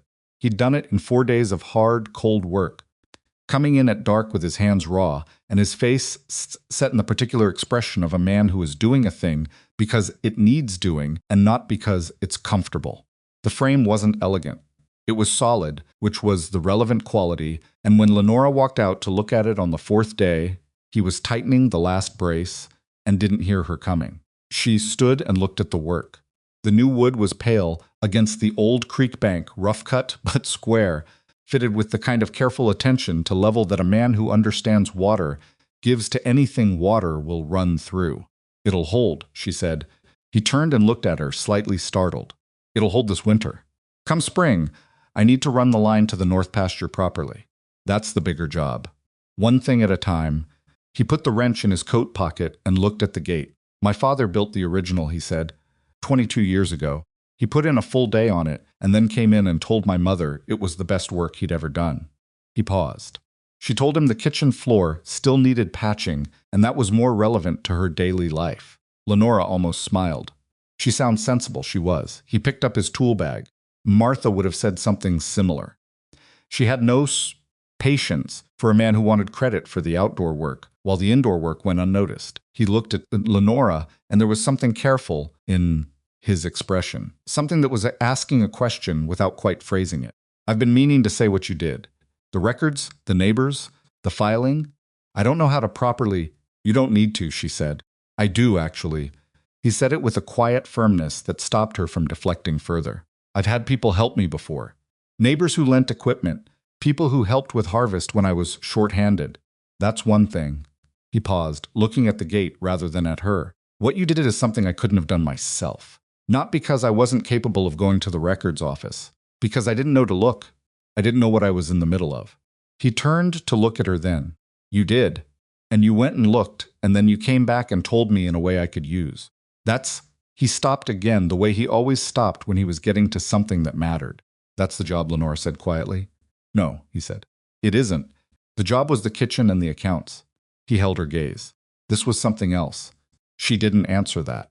Not because she didn't have an answer, but because the answer she had was one she wasn't ready to say out loud in the pale December light by a creek in Kansas.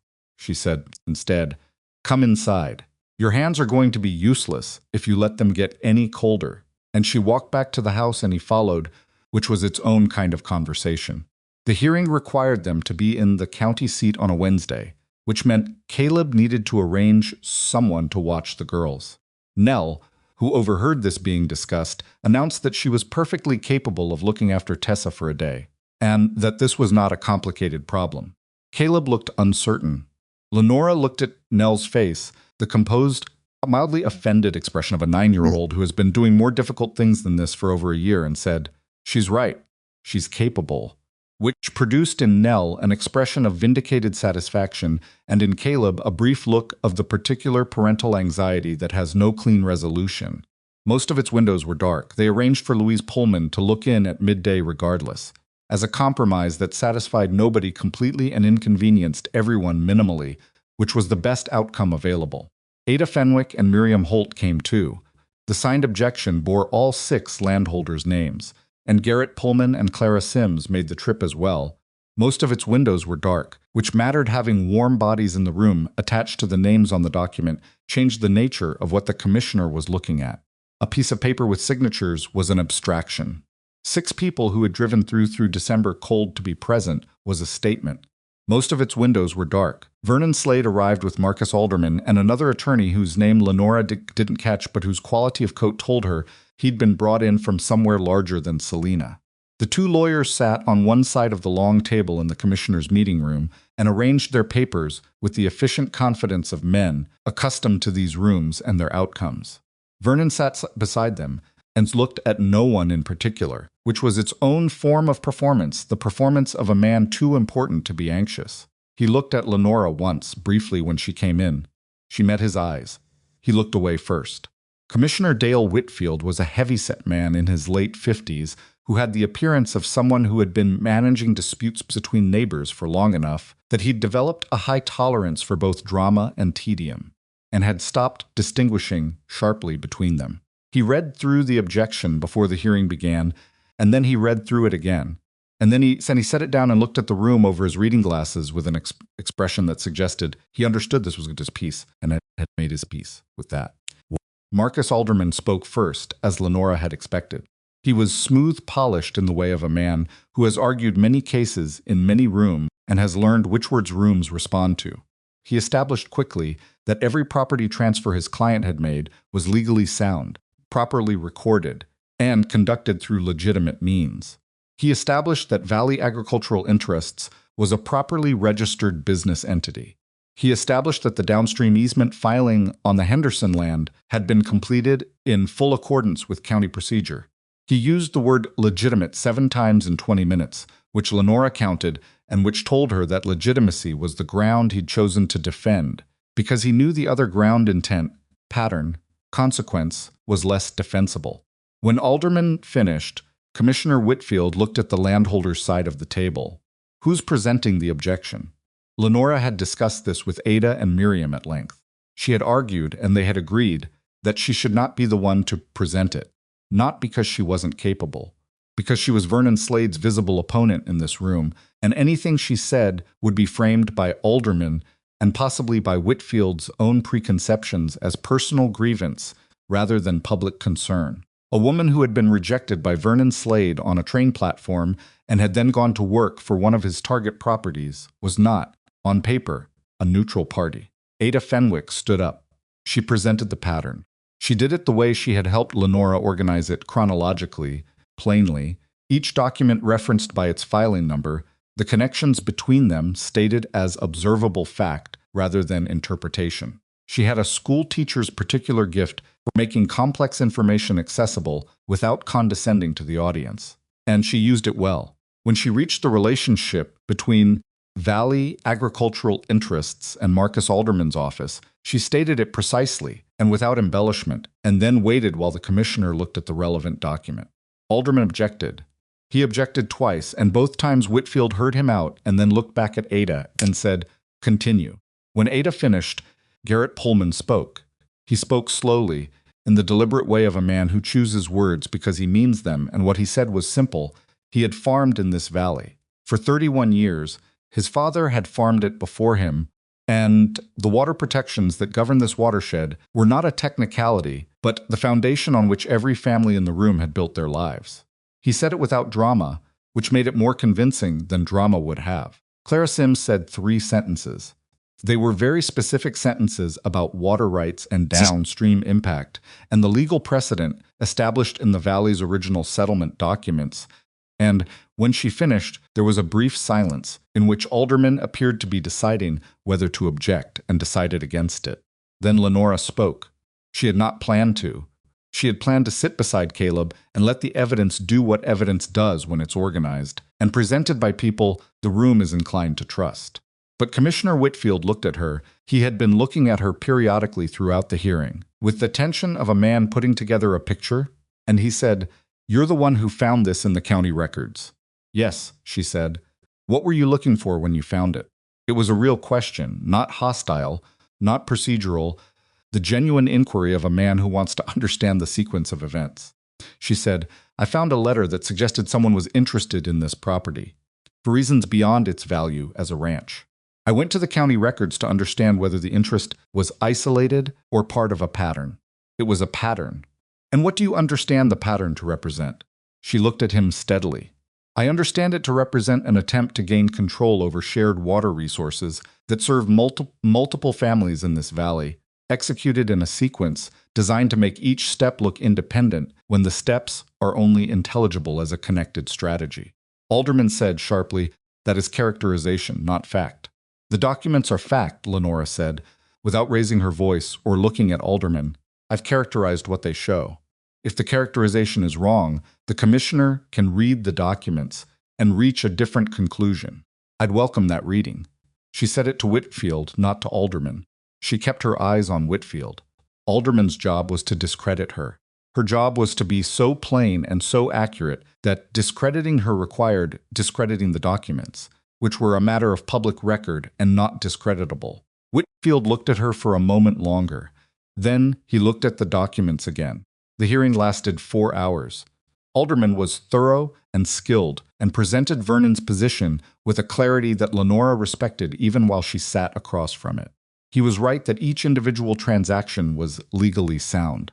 He was right that his client had the right to purchase property. He argued, with genuine sophistication, that the combined pattern of purchase represented legitimate business strategy rather than bad faith manipulation of shared resources. What he couldn't argue, what no amount of legal polish could address, was the downstream easement.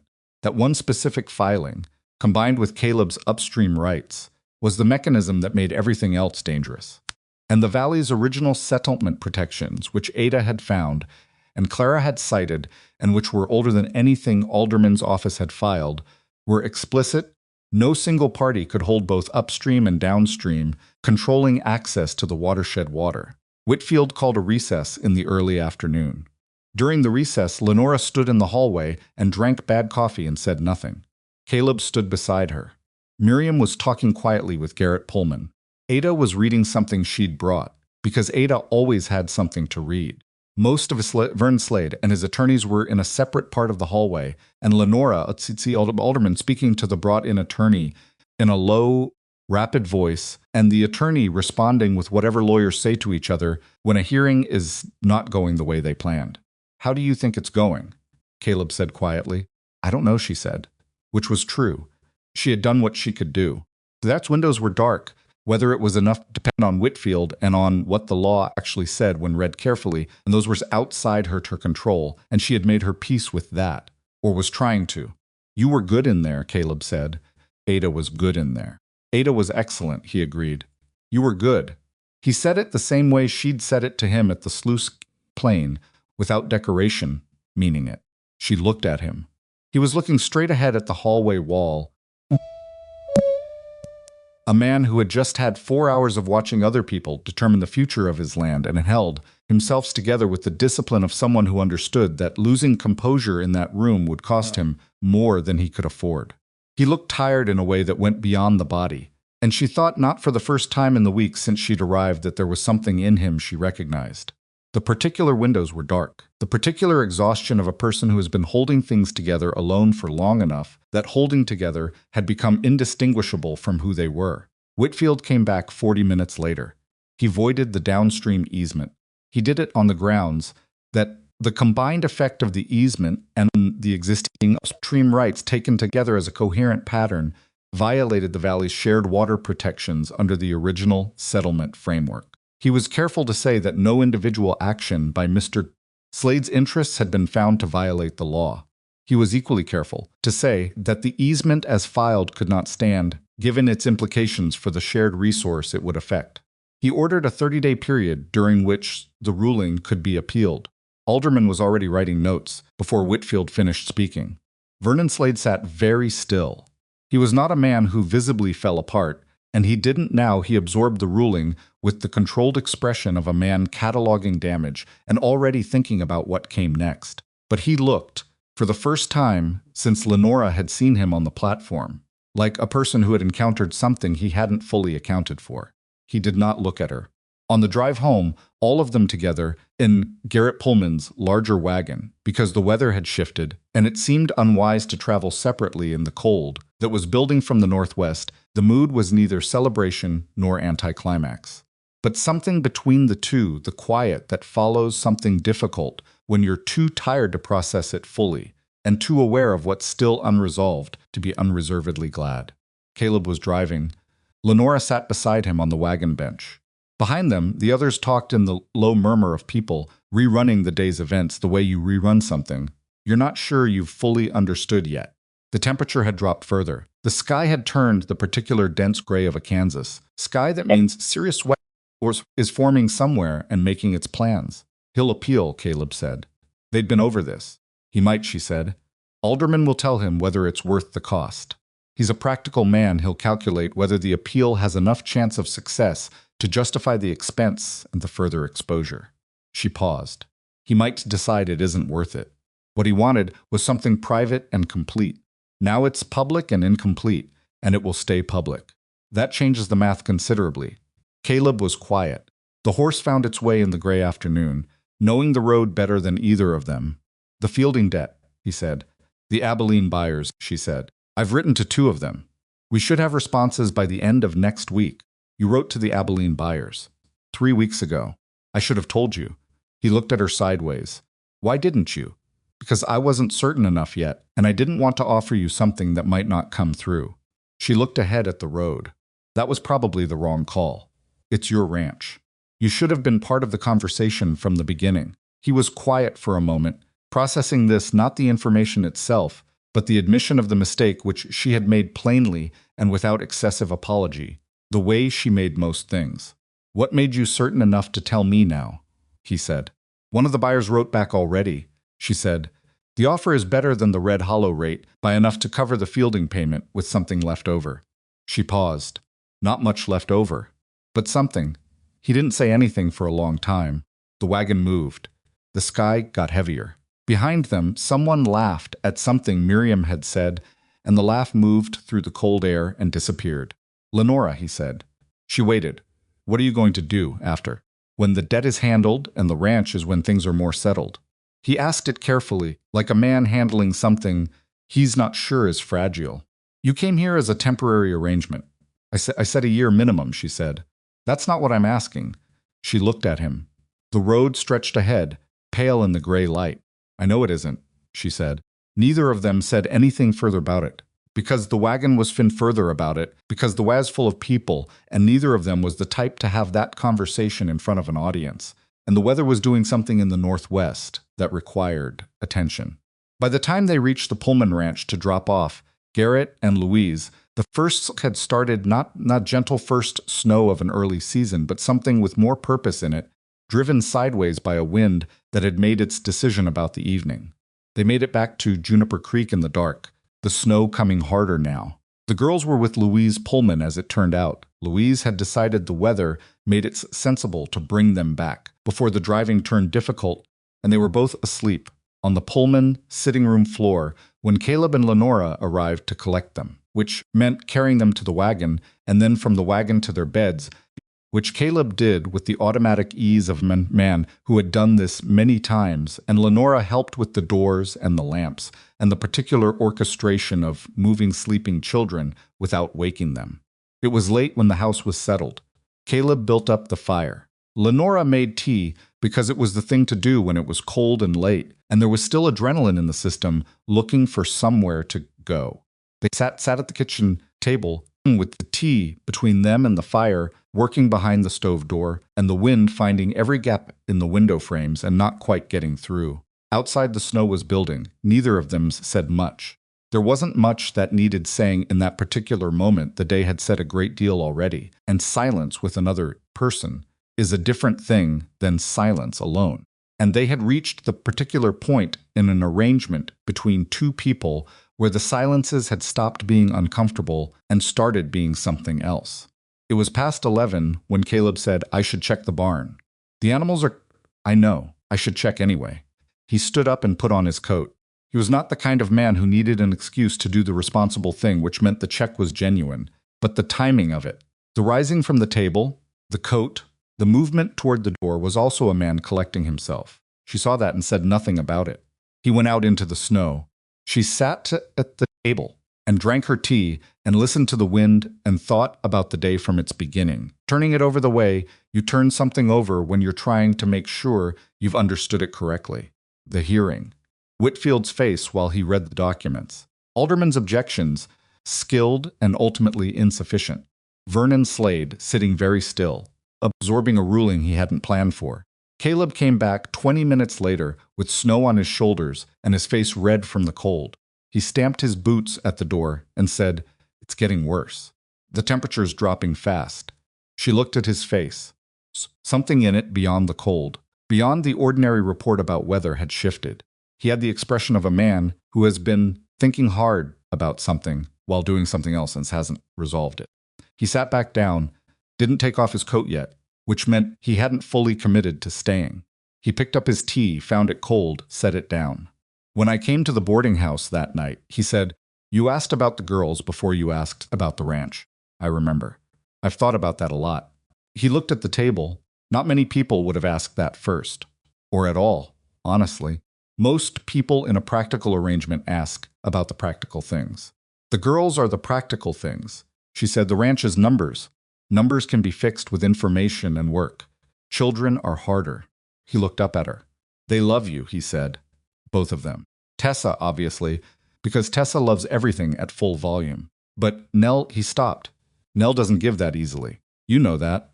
I know that. She showed you her account book, he said. She has never shown that to anyone. Not me, not Louise Pullman, not her teacher. She made that thing in secret, and she kept it in secret because he seemed to be choosing the word carefully. Because it was hers. The one thing that was just hers. In a year, when she'd had to share everything including her grief. Lenora was quiet. She showed it to you 3 weeks after you arrived, he said. The wind hit the house with a sound that was more than wind. A deep sound that meant serious west weather rather than ordinary winter, and for a moment they both listened to it, registering the same information simultaneously the way people do when they've been sharing a space long enough that their attention moves together. The cattle, Lenora said. They're in the barn. They're fine. He looked at her. I'm trying to say something. I know, she said. I'm listening. He looked at the table for a moment. Then he looked at her directly, the way he'd looked at her that first night in Mrs. Most of its windows were dark, Pratt's doorway with the attention of a man who is paying attention to the specific person in front of him rather than the idea of a person. I'm not good at this, he said. I was married for 6 years, and I was not good at it then either. And Martha used to say the problem was that I showed people things instead of telling them because it required me to know what I was feeling before I felt it all the way through. Lenora looked at him. What I showed you, he said, is everything. I showed you the books and the debt and the land and the problem with Vernon and the girls and the skate and every broken thing on this property, and you looked at all of it and you didn't leave. He paused. I need you to understand that I know what that is. I know what it costs a person to do that. Caleb mine. I'm not finished, he said. Not sharp, he almost never spoke sharply. Just steady. I know this isn't what you came here for. I know you came here because you had nowhere else to go, and I offered you work. I know the difference between that and... He stopped, and something in his face was honest in a way that was almost difficult to look at. I need you to know that if you want to leave when the year is up, I understand that. I will help you find a better situation. I will write you a letter that tells anyone who needs to know exactly what you did here and what you're worth.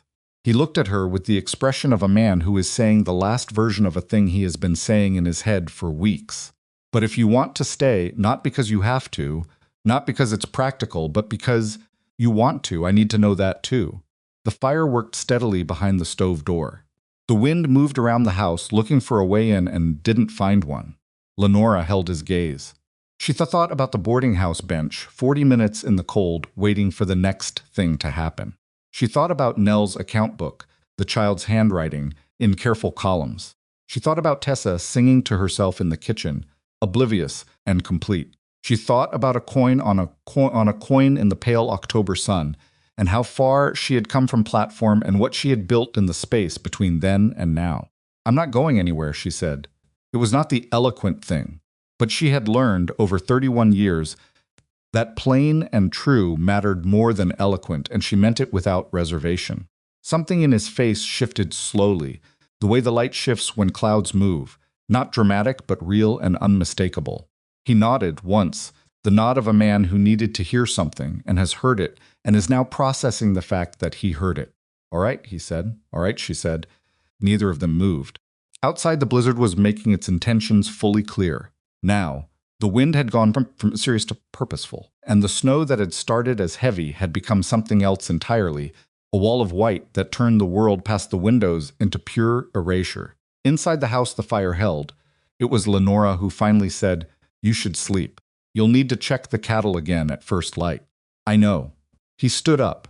He picked up both teacups and took them to the basin, which was something he had started doing 3 weeks into her being there and had not stopped, a small domestic adaptation that she had noticed without remarking on. "Thank you," he said, at the basin, not turning around. "For today. For all of it. You're welcome," she said. He went upstairs. She'd banked the kitchen fire and checked the door and stood for a moment in the kitchen in the last of the lamplight, listening to the stormwork against the house and the household. She did not know what was coming. Nobody did, ever, despite the human habit of assuming that knowing what you want and working toward it amounts to a guarantee.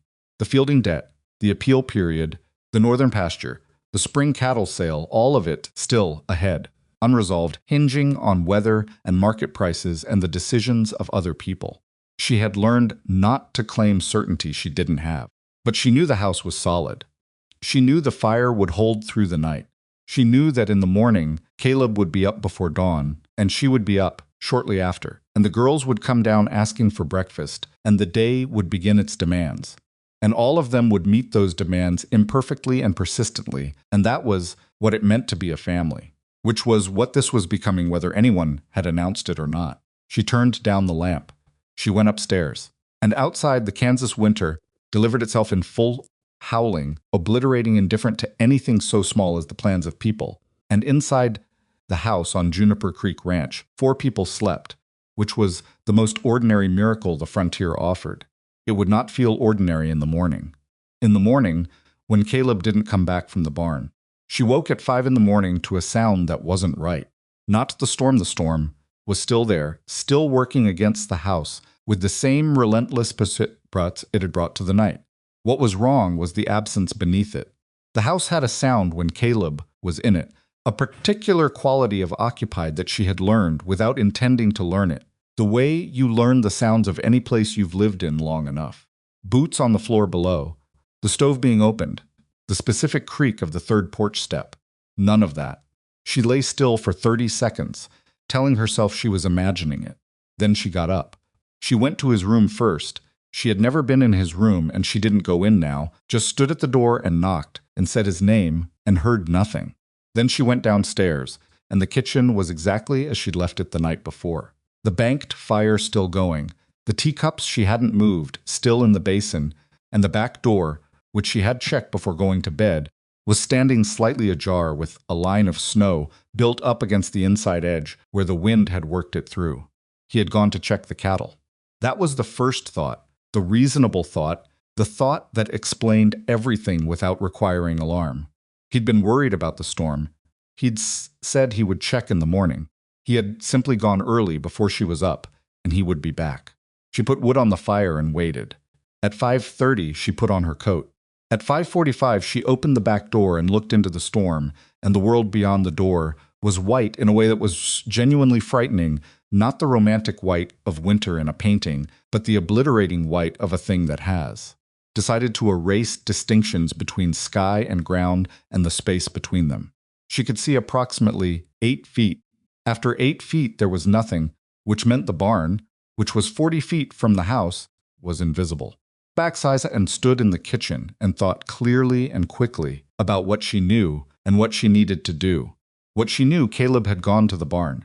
He had not come back. The storm made the barn unreachable by sight and nearly unreachable by direction because in a whiteout, you lose your orientation within 10 steps, and a person who loses their orientation in a blizzard 40 feet from shelter can die 40 feet from shelter. It happened. She had heard of it happening. It was not hypothetical. What she needed, a way to reach the barn without losing the way back. She found the rope in the storage room off the kitchen, a long coil of it, good hemp rope, the kind used for working cattle, and about 100 other things on a ranch. She tied one end to the iron ring, set in the wall beside the back door, which had been put there for no reason she'd ever known, but which was now the most important piece of hardware on the property. She tied it with a knot from watching Caleb work the glee, the cattle lines, not the ornamental kind, the kind that held under load. She measured the rope out. It was long enough to reach the barn, and then some. She coiled the excess and looped it over her arm. Then she stood at the back door for a moment. The girls were still asleep upstairs. She thought about waking Nell, telling her where she was going. She decided against it. If she woke Nell, Nell would want to come, or would stand at the door watching, and either outcome was worse than leaving quietly and coming back. She was coming back to the barn, and she was going to find Caleb, and she was going to come back. And she was not going to treat this as something other than a problem that had a solution. She went out into the storm. The cold hit her like something physical. Not the discomfort of ordinary winter cold, but the brutal, purposeful cold of a plains blizzard. The kind that wants something from you and will take it if you let it. She turned her face down against the wind and paid out rope as she moved, keeping tension on it, feeling it running through her gloved hand as an connection and the house she left behind. She counted steps, 40 feet. She walked it a dozen times in the daylight. She counted and moved forward, and the wind pushed against her with the single-minded force of something that doesn't negotiate. And she pushed back with the single-minded force of a woman who has been pushing back against things her entire life and has gotten fairly good at it. She found the barn wall with her outstretched hand, rather than her eyes a rough, solid shock of wood against her palm, real and present in the white erasure of everything else. She found the barn door by feel, the iron latch, the way it lifted and swung. She got through it and pulled it shut behind her and stood in the barn's relative dark and quiet, gasping. The horses moved in their stalls. The cattle were restless but settled, the way cattle are in storms present, uncomfortable, not panicked. The barn smelled of hay and animal warmth, and the particular deep cold that comes through old board walls, no matter how much you pack them. She looked. He was in the far corner, near the cattle stalls on the ground. She crossed the barn fast. He was on his side, partially against the wall, and for one second that was the worst second she'd experienced. Since stepping off a train in October, she couldn't tell if he was breathing. Then she got to him and put her hand on his back and felt the rise and fall of it, and the second ended. Caleb. She put both hands on his shoulders, Caleb. He moved. Slowly, the way a person moves when they've been unconscious or close to it, and the body hasn't fully received the message that the mind is trying to return. He made a sound. His face, when she turned him enough to see it, was gray-white and wrong in a way that scared her cleanly. What happened, she said, slipped. His voice was thick. Hit the post. My head. She looked. There was blood above his right ear, dark and matted into his hair, not actively bleeding now, but dried in the way that meant it had bled and stopped while he lay there. How long had he been here? She didn't know. An hour, maybe more, in barn temperatures that were better than the storm, but not warm. Not nearly warm enough for a man lying on the ground, bleeding from his head. Can you stand? She said. I think. He tried to push himself up, and his arms shook with it, and she got her shoulder under him and helped, which was less elegant and more practical than either of them would have preferred. He got to his feet, leaning heavily on her. He was bigger than her. He outweighed her by 50 pounds at least. And the weight of him against her side was considerable and real. The rope, she said. I tied a rope from the house. I'm going to put your hand on it, and you are going to hold on and not let go. Do you understand me? I understand you, he said. No matter what, don't let go. Lenora. His voice was clearer now, pulling toward coherent. I'm not going to let go. She got the door open. The storm came in at them immediately. Caleb made a sound against it, but he was moving, one arm around her shoulders and one hand on the rope, and she paid out rope behind them as they went. Except now she was supporting him, and the coil was catching in the wind, and the 40 feet back to the house was the longest 40 feet she had ever moved through. She counted again. She couldn't see the house. She couldn't see anything. Most of its windows were dark. She kept the rope tension steady in her hand and put one foot in front of the other and supported the weight of him against her side and counted. At 32 steps, she saw the faint yellow edge of the kitchen lamp through the storm. A paleful square of light that was the most welcome thing she had ever seen in her life. At 38 steps, the back door opened. Nell was standing in it. The girl had not stayed in bed after all. She had heard something the door, or some instinct that children develop when they've been the responsible one long. And she had come downstairs and found the rope tied to the wall and drawn the correct conclusion. In the way she drew all conclusions, with the quiet competence that was her particular form of courage. She stood in the doorway now, 9 years old, holding the door open against the wind with both hands, her face dying the thing it did when she was controlling something she didn't want to show. They got inside. Nell shut the door. Caleb sat heavily in the kitchen chair, and Lenora got his coat off and looked at the wound on his head in the lamplight. It was a bad cut, deep, the kind that comes from hitting something hard at the wrong angle. It had stopped bleeding on its own, but the area around it was swollen, and his color was still wrong, and she needed someone who knew more than she did about head wounds. Nell, she said, yes. Get dressed, full winter clothes, everything. I need you to take the rope and go to the Pullman Ranch. It's the same rope, you follow it as far as it goes, and then you go straight south. You know the direction. You've walked it 100 times. You go to Louise Pullman and you tell her we need someone to ride for the doctor. Nell looked at her father, then at Lenora. The rope doesn't go to the Pullmans. I know. You follow it to its end and then you walk south. The storm is coming from the northwest. Feel it on your right side. Keep it on your right and walk straight, and you'll hit the Pullman fence line in less than 5 minutes. Nell calculated this visibly. What if I can't find the fence? If you can't find the fence in 5 minutes, you come back. Lenora met her eyes. You come back. Do you understand? Nell held her gaze with the measuring expression she'd had since the first day. Then she said, I understand, and she went to get dressed. She was gone before Tessa woke up. Tessa came downstairs at 6:30 and found her father in the kitchen chair with a cloth on his head, and Lenora sitting across from him, holding his wrist between her fingers and watching the lamp flame, with the specific unfocused gaze of someone counting. Tessa stood in the doorway with the totality of a 6-year-old who has not yet learned to pretend things aren't what they are. Papa's hurt, she said. He hit his head, Lenora said. He's going to be all right. Come here. Tessa came and climbed into the chair beside her father, not onto his lap, because she somehow understood that wasn't right at the moment and sat pressed against his arm. Caleb put his hand over hers. He was more alert than he'd been in the barn, which was good, and the color in his face was coming back, which was also good, and he had been answering her questions with reasonable coherence, which was the best sign available given what she knew about head injuries, which was not much. Where's Nell? Tessa said.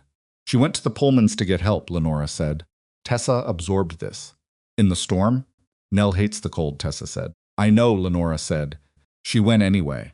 Tessa looked at this information for a moment, and then at her father, and then at Lenora with an expression that was too complicated for 6, but that was the expression she had anyway. Then she said, Will you make some of the porridge with the brown sugar? Papa likes that when he doesn't feel good. Lenora looked at her. Yes, she said, I will do that. She made the porridge. She kept one hand available at all times to be near Caleb. Shivit's windows were dark.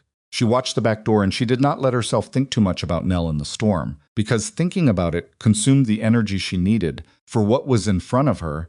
Shivit's windows were dark, and she had learned through the long practice of being the only person available in a situation that you don't get to fall apart when someone needs you to function. Nell came back at 7:15 with Louise Pullman and Louise's eldest son, who was 19 and had the build to have carried his mother through the storm if required, and had apparently come close to doing so. Louise came in and looked at Caleb and at the wound and at Lenora with an expression that took in the whole picture rapidly and made its assessment. You brought him in from the barn yourself, she said. We used a rope, Lenora said. Louise looked at her for another moment. Tom rode for the doctor already. He should be here within 2 hours if the storm lets at all. She went to Caleb and took his face in both her hands the way a woman does who has known a person for 20 years and doesn't need permission for it. Caleb Mercer, you look terrible. Louise, Caleb said, your bedside manner has not improved. I don't do bedside manner. I do practical. She looked at the wound, turned his head carefully. It's deep, but it stopped. He needs stitching and probably a day in bed. She looked at Lenora. You did the right things. It was a simple statement. Lenora received it the way she received most simple statements directly, without diminishing it. Thank you, she said. Nell was standing by the stove, still in her coat, not quite ready to take it off. Her face was doing the controlled thing it did when she was managing the distance between what she felt and what she was willing to show. Lenora went to her and put her hands on the girl's shoulders and looked at her directly. You did well, she said. Nell's chin moved once, slightly. I found the fence, she said. At 4 minutes, I know you did. I wasn't sure I would. I know, Lenora said. You went anyway. That's the part that matters. Something broke loose in Nell's face then, not dramatically, not the collapse of a person who has given up, but the release of a person who has been holding something for longer than is reasonable and has finally found a moment where it's safe to put it down. She leaned forward and put her forehead against Lenora's shoulder and stood there 9 years old and exhausted and as brave as anyone Lenora had ever known.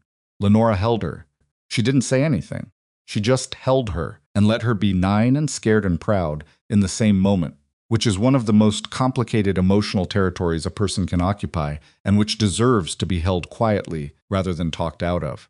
Tessa appeared beside them after a moment and inserted herself into the arrangement by the simple method of grabbing Lenora's coat and leaning against her side, because Tessa's approach to most situations was direct occupation.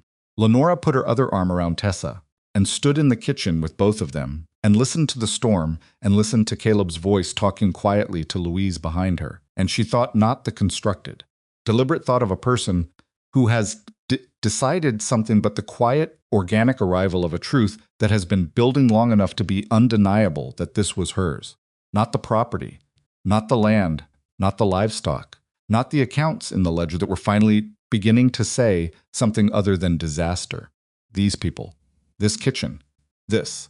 The doctor came at 9:30, a compact, serious man named Birch, who had been practicing in Red Hollow for 15 years, and who stitched Caleb's head wound with efficient competence and told him he needed to stay in bed for the rest of the day, and probably tomorrow, and that if his vision blurred or his head pain worsened significantly, he was to send for him immediately. Caleb agreed to this with the expression of a man agreeing to something he has no intention of entirely honoring, and Lenora caught the doctor's eye over his patient's head, and the doctor gave her the look of a medical professional recognizing a more reliable authority and said, "Make sure he stays down."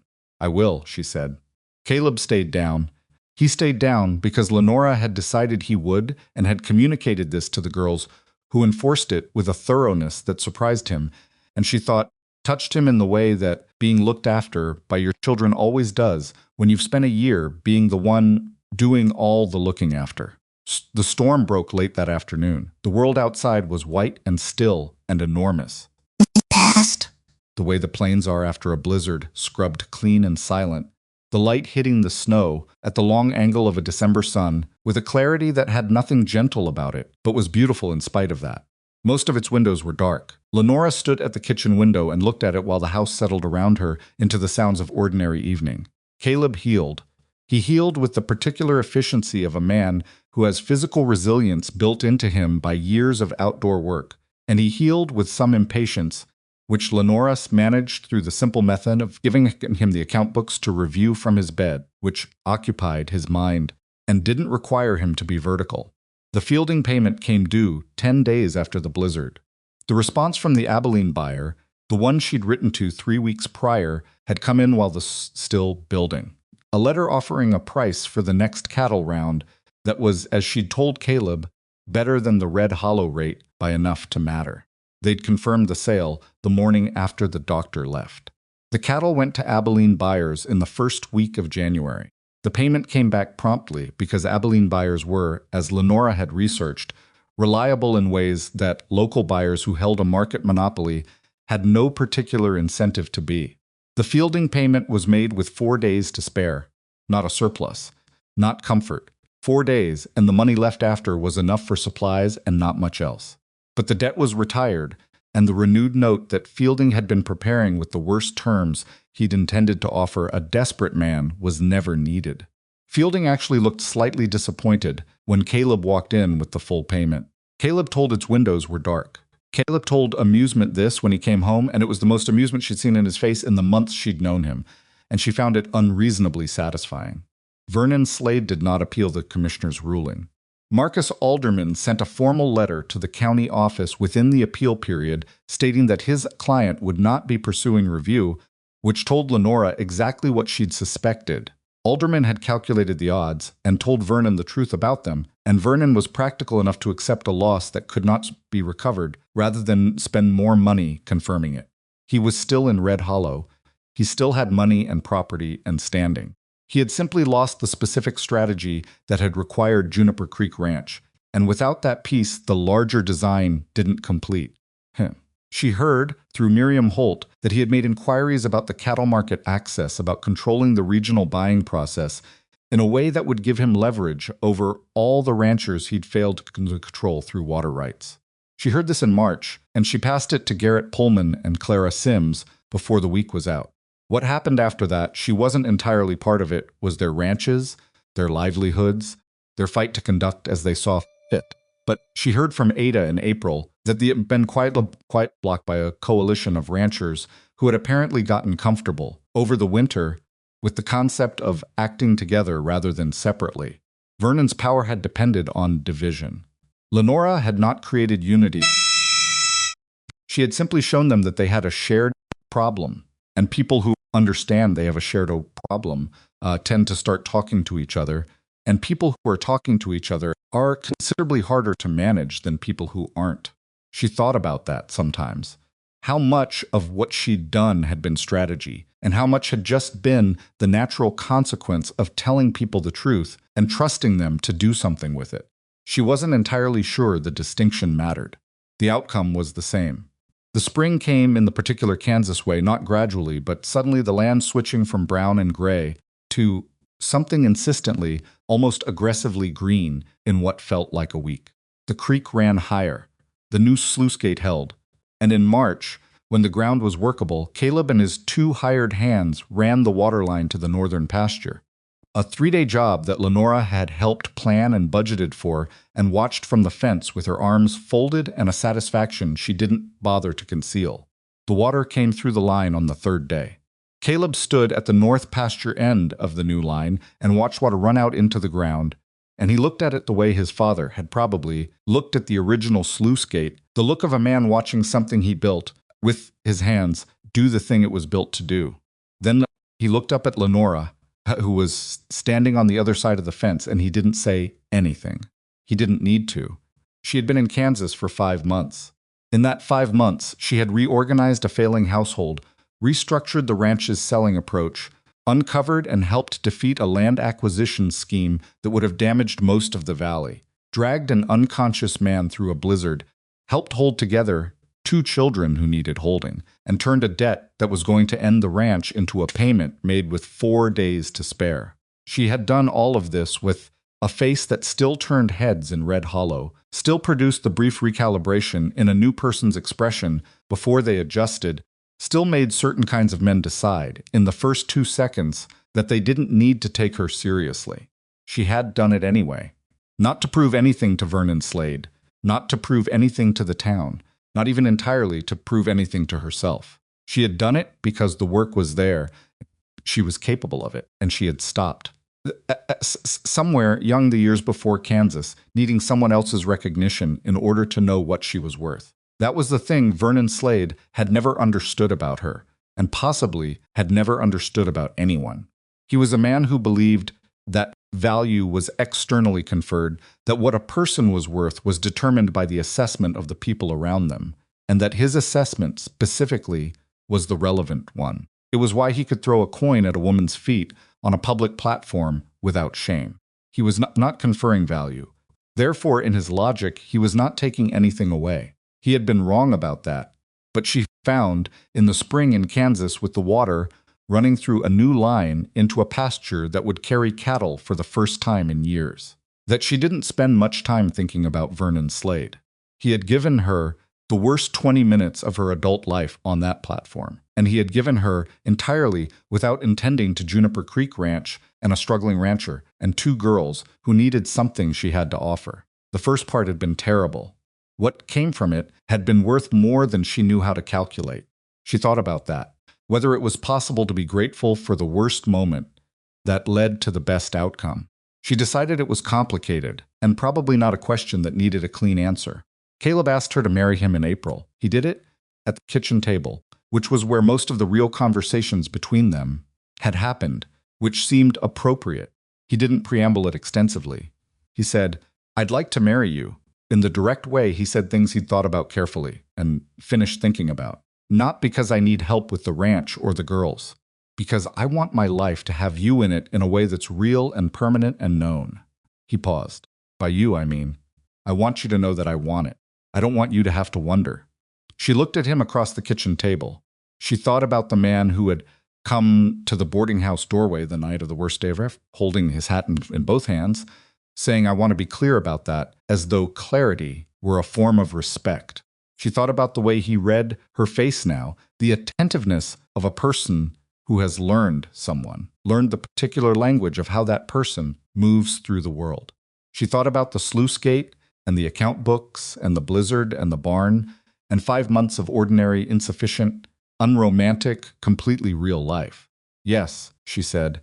"Not of course, and not I thought you'd never ask, and not any of the constructions that put distance between what you mean and what you say. Just yes," which was what she meant, completely, and without reservation.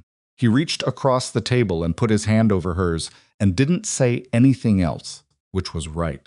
They married in May, under the cottonwoods along the creek that had given the ranch its name. The cottonwoods were putting out their new leaves, that particular light, trembling green of early's spring growth, the kind that looks almost translucent in the right light. Garrett and Louise Pullman were there, and Ada Fenwick and Miriam Holt and her husband, and Clara Sims, who stood in the back with her arms folded and an expression that on her constituted warm approval. Hector Vega came with his wife and their 2 small children, who ran in circles around the cottonwoods throughout the ceremony because small children at outdoor events are constitutionally unable to do otherwise. Tessa was set her best track crown of wildflowers. She had assembled herself with intense concentration over the preceding 2 days, and she stood beside Lenora with the solemnity of a child who has decided this occasion is important and is going to honor it correctly. Nell stood on Lenora's other side. There was no dramatic gesture from Nell, no speech, no moment constructed for effect. That was not Nell's way and had never been. She simply stood beside Lenora with her hands folded in front of her, those careful, folded hands that Lenora had first seen on the porch the morning she arrived, and had understood immediately as the posture of a child who had learned to hold herself together by holding herself still. Except that near the end, when the words being said were finished, and the moment was what it was, Nell unfolded her hands and reached sideways and took Lenora's hand in hers. That was all. It was the most Nell thing that Nell could have done, quiet, deliberate, requiring no explanation. Of a 10-year-old, the hand of a 10-year-old soon to be 10, in the hand of a woman who had come to Red Hollow expecting one life and had built herself a different one from the wreckage of that expectation.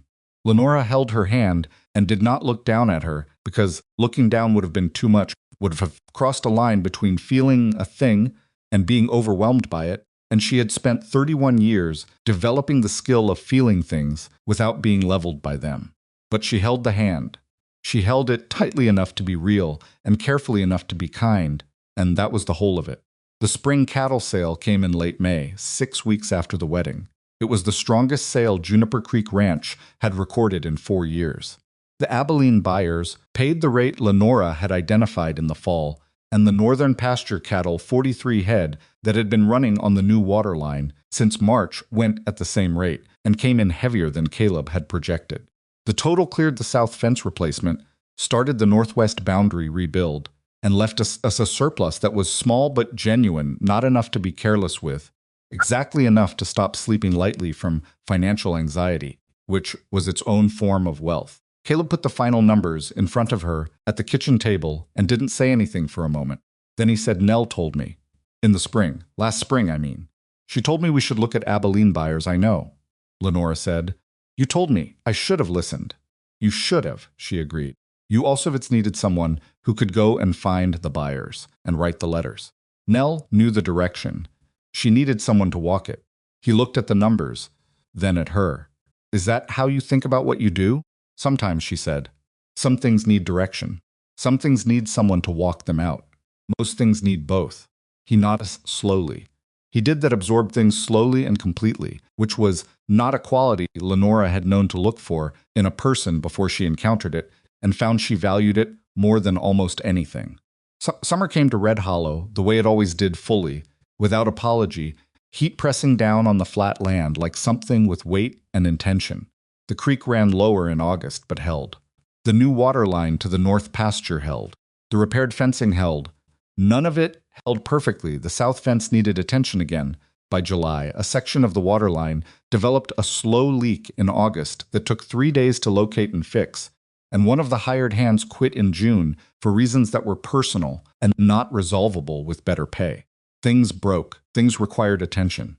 The ranch operated in the way real things operate, which is imperfectly and persistently, and with the constant background awareness that something will need fixing and you'd better be ready to fix it. Lenora was ready. She was always ready. Not because she was particularly extraordinary in the way of stories that need a heroine who is extraordinary. She was not without flaw, not without doubt, not without the occasional evening when she sat on the porch after the girls were in bed and felt the accumulated weight of a day that had asked too much and returned too little. She was a real person in a real situation, doing real work.